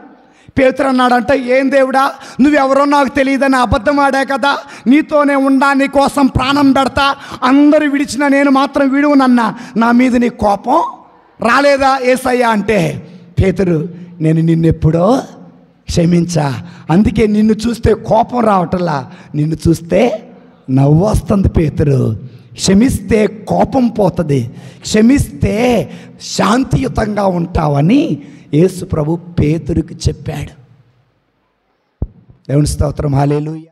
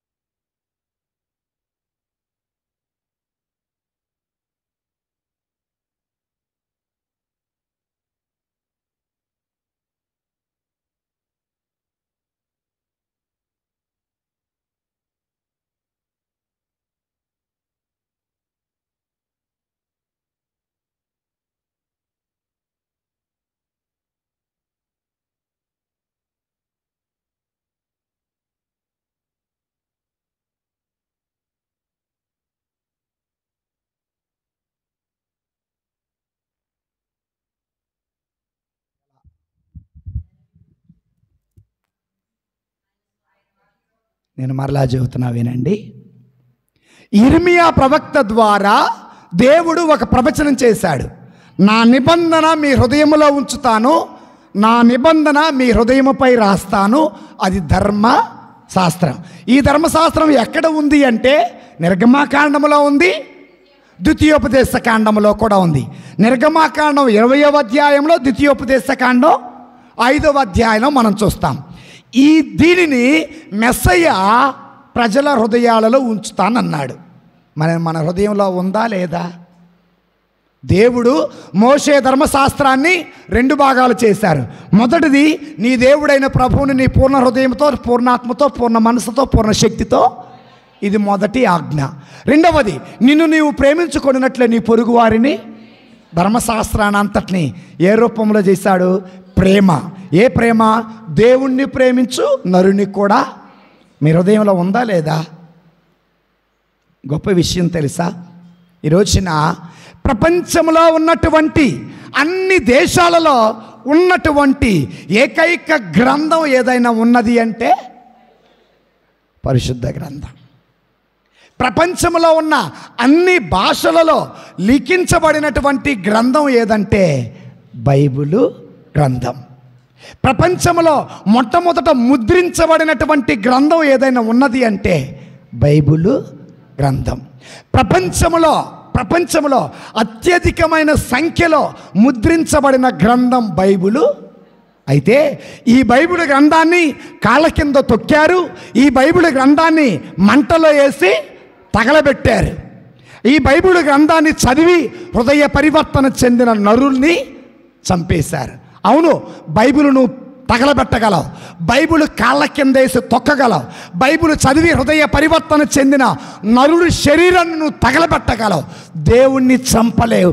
నరుడు హృదయములో ఉన్నటువంటి దేవుణ్ణి నువ్వు చంపలేవు. నరుడు ఆత్మని నువ్వు నాశనం చేయలేవు. దేవుని స్తోత్రం, హల్లెలూయా. అదిగో అలాగే వాళ్ళ శరీరాలు తగలబెట్టాలనుకున్నారు. షడ్రక్, మేషక్, అబేద్నెగోలవి వాళ్ళ శరీరాలు తగలబడాల.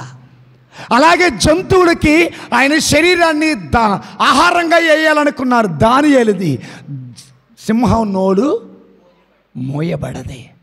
నువ్వు బైబిల్ని కాళ్ళ కిందేసి తొక్కినా, మంటలో వేసి తగలబెట్టినా, క్రైస్తవులను నువ్వు చంపినా, జీవము కలిగిన దేవుడు ఉన్నంతకాలం దానిని ఆపటం నీ సాధ్యం కాదు. హల్లెలూయా, హల్లెలూయా. దేవుని వాక్యం చెప్పటం ఆపండి అని పేతురుని, యోహాను గద్దించారు. ఆపారా? దేవుని వాక్యం చెప్పటం ఆపండి అని పౌలు, శిలాసుని హింసించారు. ఆగిందా? దేవుని వాక్యం చెబుతుంటే స్టెఫాన్ని చంపేశారు. ఆగిందా? ఆగల. ఎక్కడైతే ఎక్కువ శ్రమ అధికమవుతుందో అక్కడ సువార్త వ్యాప్తి అధికంగా జరుగుతుంది. దేవుని స్తోత్రం, హల్లెలూయా, హల్లెలూయా. మీకు ఒక విషయం చెబుతా, వినండి జాగ్రత్తగా. యేసు ప్రభు చనిపోయిన తర్వాత ధర్మశాస్త్ర బోధకులు, పరిసయ్యులు, పెద్దలు శిష్యులను పట్టుకొని చంపుతున్నారు. వీళ్ళు ఇళ్లల్లో కూర్చొని ప్రార్థన చేశారు. ఆగిందా? ఆగిందా? ఆగలా. శ్రమ ఎంత ఎక్కువైతే అంత ప్రార్థన మనం చేస్తాం. శ్రమ ఎంత ఎక్కువైతే అంత సువార్త వ్యాప్తి జరుగుతుంది. శ్రమ ఎంత ఎక్కువైతే అంత విశ్వాసం బలపడుతుంది. శ్రమ ఎంత ఎక్కువైతే అంత దేవుడి మీద బలం మనకు పెరుగుతుంది, ప్రేమ పెరుగుతుంది. ఆనాడు శిష్యులను హింసించారు, బాధ పెట్టారు. వాళ్ళతో అది ఆగిపోలా. ఎందుకనగా సజీవుడైన దేవుడు ప్రారంభించినటువంటి ఈ అద్భుత కార్యం, ఈ ఆత్మీయ కార్యం ఆపటం నీ సాధ్యం కాదు. హల్లెలూయా, హల్లెలూయా. కానీ ఆపేది ఎవరో తెలుసా? సాతాను. దేవుని స్తోత్రం, హల్లెలూయా. మొన్న ఒక పుస్తకం చదివా. ఆ పుస్తకం పేరేంటంటే ద బ్లాక్ బోర్డ్ అనే పుస్తకం ఉంటుంది. ఆ పుస్తకాన్ని రాసింది ఎవరంటే ఫుల్టన్ షీన్ అనే మహాతత్వవేత్త, బిషప్ గారు రాశారు. అందులో ఇంగ్లీష్లో ఏమంటుందంటే సెల్ఫిష్నెస్ అంటారు. అంటే సెల్ఫిష్నెస్ అంటే పిల్లలు స్వార్థం. సెల్ఫిష్నెస్లో 3 ఉంటాయి, అంటే స్వార్థంలో 3 ఉంటాయి. ఇంగ్లీష్లో ఏమంటుందంటే ఐ మై సెల్ఫ్ అండ్ మీ. నేను, నా ఆత్మ, ఏదో ఇంగ్లీష్ తెలుగులో ఎలా చెప్పలేదు, ఐ, సెల్ఫ్ అండ్ మీ. ఇలా అనుకునే వాళ్ళట వాళ్ళే ఎదగాలని కోరుకుంటారట. ఐ అండ్ యూ, నువ్వు నేను అనుకునేవాళ్ళు వాళ్ళు ఎదుగుతారంట, పక్కమటోళ్ళు కూడా తీసుకొని వస్తారట. యేసయ్య ఎలాంటోడంటే ఐ అండ్ యూ అనుకునేవాళ్ళు. బైబిల్ తగలబెట్టే వాళ్ళు ఎలాంటి వాళ్ళు అంటే ఐ, మై సెల్ఫ్ అండ్ మీ అనుకునేవాళ్ళు. మరి నువ్వు నేను, నాతో పాటు నువ్వు అనుకుంటున్నావా? నేను మాత్రమే అనుకుంటున్నావా నువ్వు? నిజం చెప్పండి. నేను చెప్పింది మీకు అర్థమైందా కాలేదా? నేను ఒక పుస్తకం చదివా. ఆ పుస్తకం పేరు నల్ల పుస్తకం, అంటే బ్లాక్ బోర్డు, నల్ల బోర్డు అనే పుస్తకం. ఆ పుస్తకాన్ని రాసిన ఆయన పేరు ఫుల్టన్ షీన్ గారు. సో ఆయన స్వార్థం, ఏంటిది స్వార్థం అనే ఒక టాపిక్ మీద, సెల్ఫిష్నెస్ అంటారు, స్వార్థం అనే పుస్తకం మీద రాస్తే ఆయన అంటున్నాడు, ఈ స్వార్థం అనే దాంట్లో నేను మాత్రమే ఉంటారట. స్వార్థం లేని వాళ్ళట నేను, నాతో పాటు నువ్వు కూడా అంటారట. బైబిల్ తగలబెట్టే వాళ్ళు ఏమంటారంటే మేమే అంటారు. క్రైస్తవులు ఏమంటారంటే నాతో పాటు నువ్వు కూడా రక్షణ పొందాలి. దేవుని స్తోత్రం, హల్లెలూయా. కనుక దేవుని బిడ్డలారా, సహోదరి సహోదరులారా, యేసు ప్రభు వారు మనందరి హృదయాలలో ఏముంచారు? ధర్మశాస్త్రం ఉందా లేదా? 5 పుస్తకాలు ఉన్నాయా లేదా? 5 పుస్తకాలని ఎన్ని భాగాలు చేశారు? 10 ఆజ్ఞలు చేశారు. ఈ 10 ఆజ్ఞలని యేసయ్య ఎన్ని భాగాలు చేశారు? 2 భాగాలు చేశారు. 2 భాగాలు ఏంటి? ఒకటి దేవుణ్ణి ప్రేమించు, రెండవది సోదరుని. 5 అయిపోయినాయిగా. 6వది చెప్పేగా, తోరా. 6వది ప్రపంచమంతటా దైవ జ్ఞానం. ఏంటమ్మా? ఎహెజ్కేలు గ్రంథం 38:23.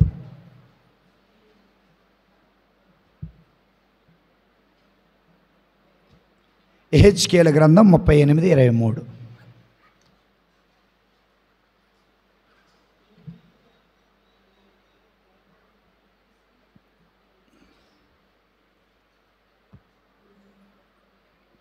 ఎహెజ్కేలు గ్రంథం 38.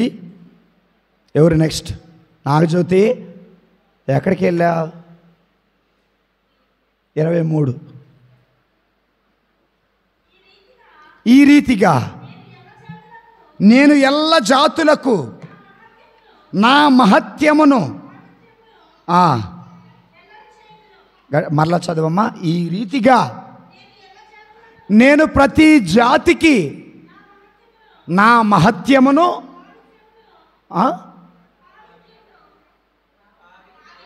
భావిత్యం, పవిత్రత,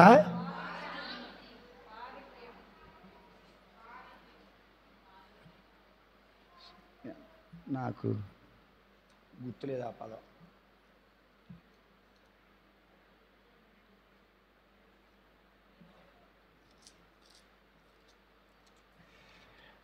చదువు తల్లి. ఈ రీతిగా నేను ఎల్ల జాతులకు నా మహత్యమును, పవిత్రము అంటే పవిత్రత, నా పవిత్రతను వెల్లడి చేసేదను. ఎల్ల జాతులు నన్ను తెలుసుకొనున్నట్లు చేయుదును. అప్పుడు నేను ప్రభువుడునని ఎల్లరూ. 4వది ఏంటిది? నా గురించి ప్రపంచమంతటా తెలుస్తుంది. ఇది ప్రవచనం. అవునా? అయ్యా, మరి ఈ మెస్సయ్య గురించి అందరికీ తెలిసిద్దట, అతని పవిత్రత గురించి అందరికీ తెలిసిద్దట, మాకే తెలియలేదు, అందుకే ఈయన మెస్సయ్య కాదని ఎవరన్నారు? ఏడికెళ్ళా? యూదులు అన్నారు. అప్పుడు యేసు ప్రభు ఏమన్నారు? మీరు ప్రపంచమంతటా తిరిగి సకల జాతి జనులకు సువార్తని బోధించండి. విశ్వసించిన వారందరికీ పితా, పుత్ర, పవిత్రాత్మ నామమున జ్ఞానస్థానం వసుకుచు వారిని నా శిష్యులని. జరుగుతుందా? సో ప్రవచనాలన్నీ నెరవేరుతూ ఉన్నాయా లేదా? ఇవి ఎప్పుడు ముగుస్తాయి? నెరవేర్పు కంటిన్యూ అవుతున్నాయి. ప్రశాంతి స్థాపించబడుతుంది, వాక్యము బోధించబడుతూ ఉంది, తోరా గ్రంథము ప్రకటించబడుతుంది, పవిత్రత తెలియచేయబడుతుంది. సో ఇవన్నీ ఎప్పుడు ముగుస్తాయంటే ఆయన రెండవ రాకడలు. కనుక దేవుని బిడ్డలారా, ఇప్పుడు చెప్పండి, క్రీస్తు మెస్సయానా కాదా? క్రీస్తు దేవుడా నరుడా? దేవుడేనా? బైబిల్లో ఎంత చెప్పినా కూడా నాకు లేదంటే మీ కళ్ళు మోసకపోయాయి. ఏ కళ్ళు? ఆత్మీయ కళ్ళు. ఆత్మీయమైన కళ్ళు మోసకపోతేనట మన కళ్ళకి యూదుల కళ్ళు, ఆత్మీయ కళ్ళు మోసకపోయాయి. యూదుల ఆత్మీయ చెవులు మోసకపోయాయి. అందుకే యేసయ్య ఏది చెప్పినా వాళ్ళ చెవులకి ఎక్కల. యేసయ్య వాళ్ళ కళ్ళెదురుగా ఎన్ని అద్భుతాలు చేసినా వాళ్ళకి అర్థం. నీ ఇంటిలో ఉన్న నీ ఆత్మీయ నేత్రాలు గనక మూయబడితే నీ ఇంటి ప్రక్కన ప్రార్థన జరిగితే నువ్వు గుడికి రావు. నీ కళ్ళెదురుగా ఎవరైనా దారిద్ర్యంలో ఉంటే వాళ్ళకి సహాయం కూడా నాకెందుకులే అనుకుంటా. సో మరి నీ యూదుల్లాగా నీ ఆత్మీయ నేత్రాలు మోయబడ్డాయా? క్రైస్తవులాగా తెరవబడ్డాయా? యూదుల్లాగా నీ ఆత్మీయమైన చెవులు మోయబడ్డాయా? క్రైస్తవులాగా తెరవబడ్డాయా? ఆత్మీయ నేత్రాలు తెరవబడితే యేసయ్య అద్భుత కార్యాలు చూడు. ఆత్మీయ చెవులు తెరవబడితే ఆయన వాక్యాన్ని విని విశ్వసించి హృదయ పరివర్తన చెందుదాం. పితా పుత్ర పవిత్ర ఆత్మనామమున అందరం లేచినబడి విశ్వాస ప్రమాణము చెప్పుకుందాము. పరలోకమును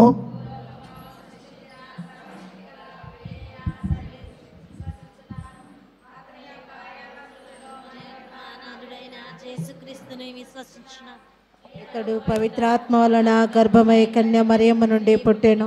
పోన్స్ పిలాతుని అధికారమునకు లోనై పాటుబడి శిలువ మీద కొట్టబడి మరణం పొంది సమాధిలో ఉంచబడెను. పాతాళమునకు దిగి మూడవ నాడు చనిపోయిన వార్ల నుండి లేచెను. పరలోకమునకెక్కి సర్వశక్తి గల పితైన సర్వేశ్వరుని కుడి ప్రక్కన కూర్చొని ఉన్నారు. అక్కడ నుండి జీవించే వార్లకును చనిపోయిన వార్లకును తీర్పు చేయుటకు వచ్చును. పవిత్రాత్మలను విశ్వసించినాను. పరిశుద్ధ కథోలిక సభను పునీతుల సంబంధ ప్రయోజనను విశ్వసించినాను. పాపముల మన్నింపునను విశ్వసించినాను. శరీరం యొక్క అవతానమునను విశ్వసించినాను. నిత్య జీవమును విశ్వసించినాను. స్వామి ఆమేన్. నీ పూజకు పువ్వును నేనై అర్పణగా వచ్చితి దేవా, నైవేద్యపు ప్రమిదను నేనై కానుకగా తెచ్చితి దేవా, నీ పూజకు పువ్వును నేనై అర్పణగా వచ్చితి దేవా, నైవేద్యపు ప్రమిదను నేనై కానుకగా తెచ్చితి దేవా, దీనతతో అర్పింతు మనసారా సమర్పింతు, రాజాదిరాజా స్వీకరించు, నీ పూజకు పువ్వును నేనై కానుకగా వచ్చితి దేవా.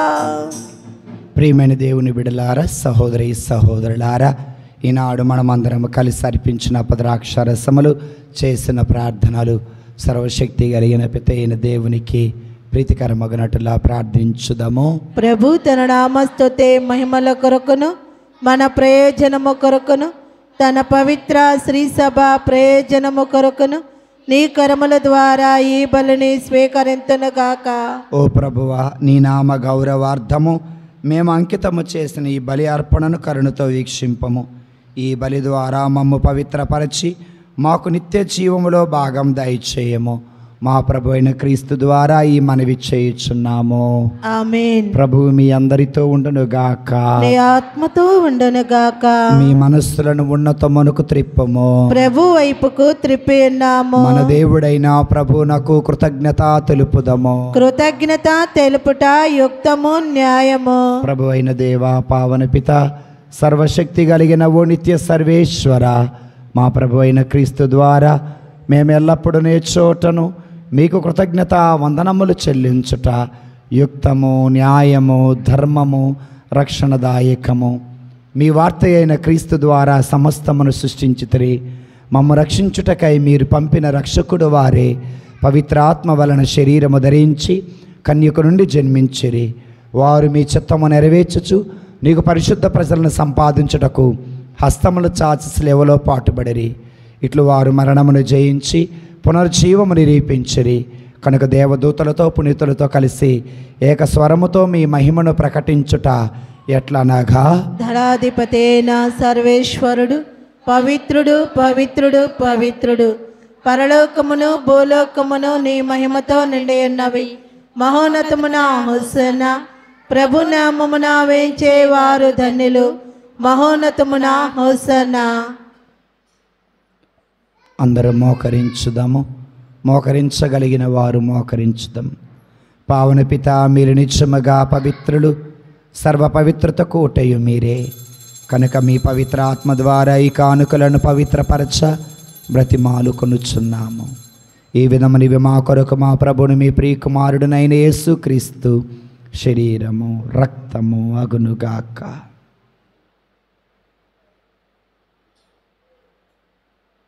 అతని ఆజ్ఞ ప్రకారమే కృతజ్ఞతార్చన నెరవేర్చుచున్నాము. అతడు అప్పగింపబడనున్న రాత్రి అప్పమును అందుకొని మీ కృతజ్ఞత వందనములు చెప్పి స్తుతించి శిష్యులకిచ్చుచు ఇట్లనిరి, మీరందరూ దీనిని తీసుకుని భుజింపుడు. ఎలయనా ఇది మీ కొరకు అప్పగింపబడనున్న నా శరీరము. ఆరాధనా ఆరాధనా యేసయ్యా ఆరాధనా.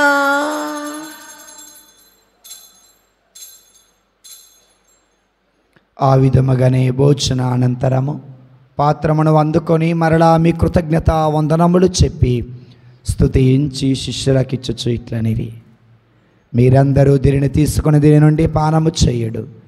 ఏలయనా ఇది నూతన నిత్య నిబంధన యొక్క నా రక్తపు పాత్రము. ఇది మీ కొరకును ప్రజలందరి కొరకును పాప పరిహారమునకై దారిపోయబడను. దీనిని నా జ్ఞాపకార్థం చేయుడు.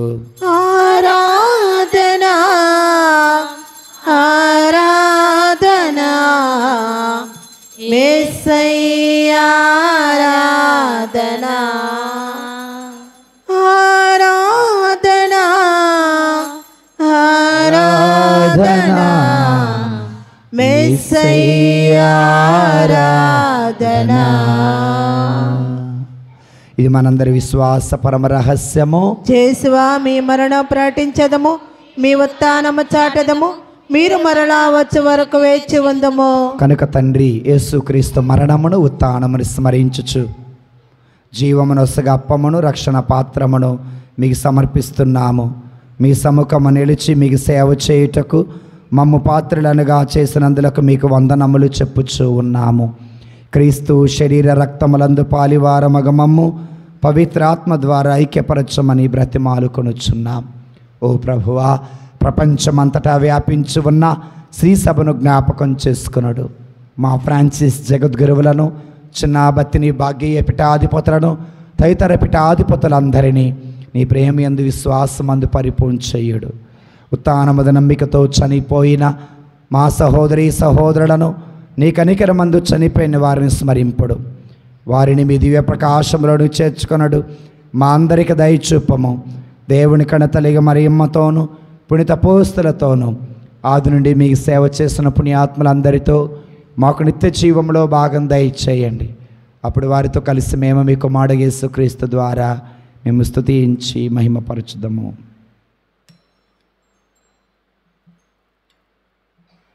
క్రీస్తు ద్వారా, క్రీస్తుతో, క్రీస్తునందు సర్వశక్తి కలిగిన పితైన సర్వేశ్వర, పవిత్ర ఆత్మతో ఏకమై ఉండే మీకు యుగ యుగములు గౌరవ మహిమలు కలుగునుగాక. ఆమేన్. మన రక్షకుడైన యేసు ప్రభు నేర్పిన పరలోక ప్రార్థనను భక్తితో విశ్వాసముతో జపించుదము. పరలోకమందున్న మా తండ్రి, మీ నామము పూజింపబడునుగాక, మీ రాజ్యము వచ్చునుగాక, మీ చిత్తం పరలోకమందు నెరవేరినట్లు భూలోకమందు నెరవేరునుగాక. నానాటికి కావలసిన మా అన్నము మాకు నేటికి ఇవ్వండి. మా యుద్ధ అప్పుబడిన వారిని మేము మన్నించినట్లు మా అప్పులను మీరు మన్నించండి. మమ్ము శోధన యందు ప్రవేశింపనవక కీడులో నుండి మమ్ము రక్షించండి.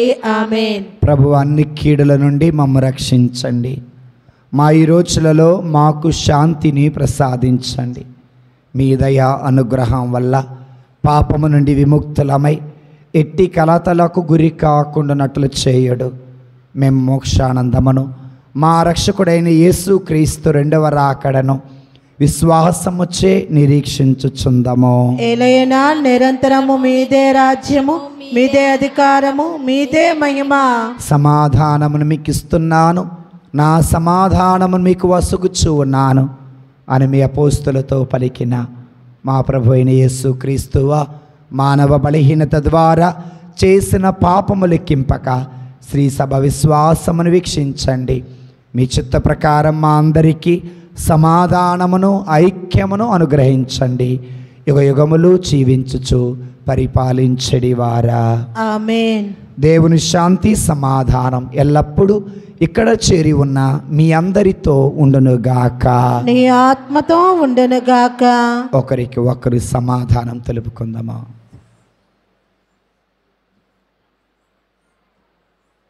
సర్వేశ్వరుని కొరుపిల్ల, లోక పాపములను పరిహరించడు ప్రభువా, మాకు దయచూపండి. సర్వేశ్వరుని గొరిపిల్ల, లోక పాపములను పరిహరించడు ప్రభువా, మాకు దయచూపండి. సర్వేశ్వరుని గొరిపిల్ల, లోక పాపములను పరిహరించడు ప్రభువా, మాకు శాంతిని దయచేయండి. ఇదిగో సర్వేశ్వరుని గొర్రె పిల్ల, ఇదిగో లోక పాపములను పరిహరించిన ప్రభువు.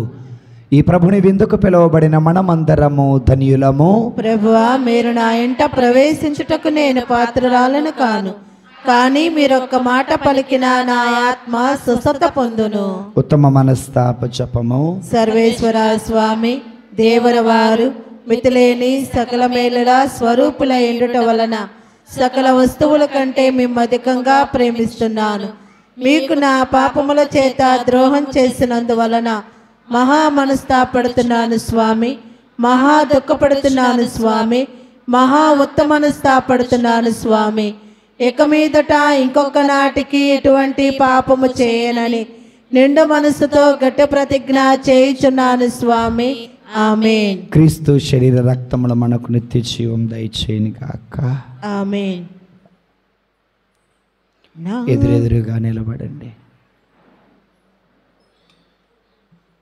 నా ప్రాణమా పరుగు తీయుమా, నా ఆత్మమా ఆరగింపుమా. నా ప్రాణమా పరుగు తీయుమా, నా ఆత్మమా ఆరగింపుమా. పరము నుండి దిగి వచ్చిన ప్రభు యేసుని దేహము, పరము నుండి దిగి వచ్చిన ప్రభు యేసుని దేహము స్వీకరించుమా, శుద్ధి నందుమా. స్వీకరించుమా, శుద్ధి నందుమా. నా ప్రాణమా పరుగు తీయుమా, నా ఆత్మమా ఆరగింపుమా. అలసిన వారికి అమృతం ఈ విందు, అదరిన గుండెకు ఆత్మబలం ఈ విందు. అలసిన వారికి అమృతం ఈ విందు, అదరిన గుండెకు ఆత్మబలం ఈ విందు. పరలోక భాగ్యముకై పరిశుద్ధుని ప్రేమకై, పరలోక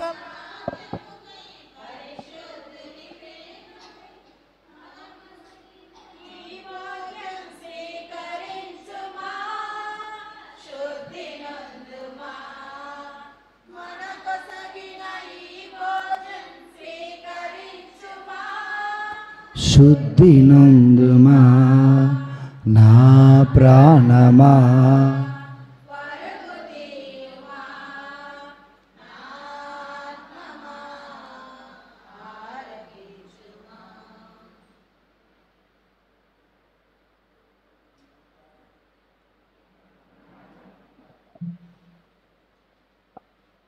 అందరూ మోకరించండి అమ్మా.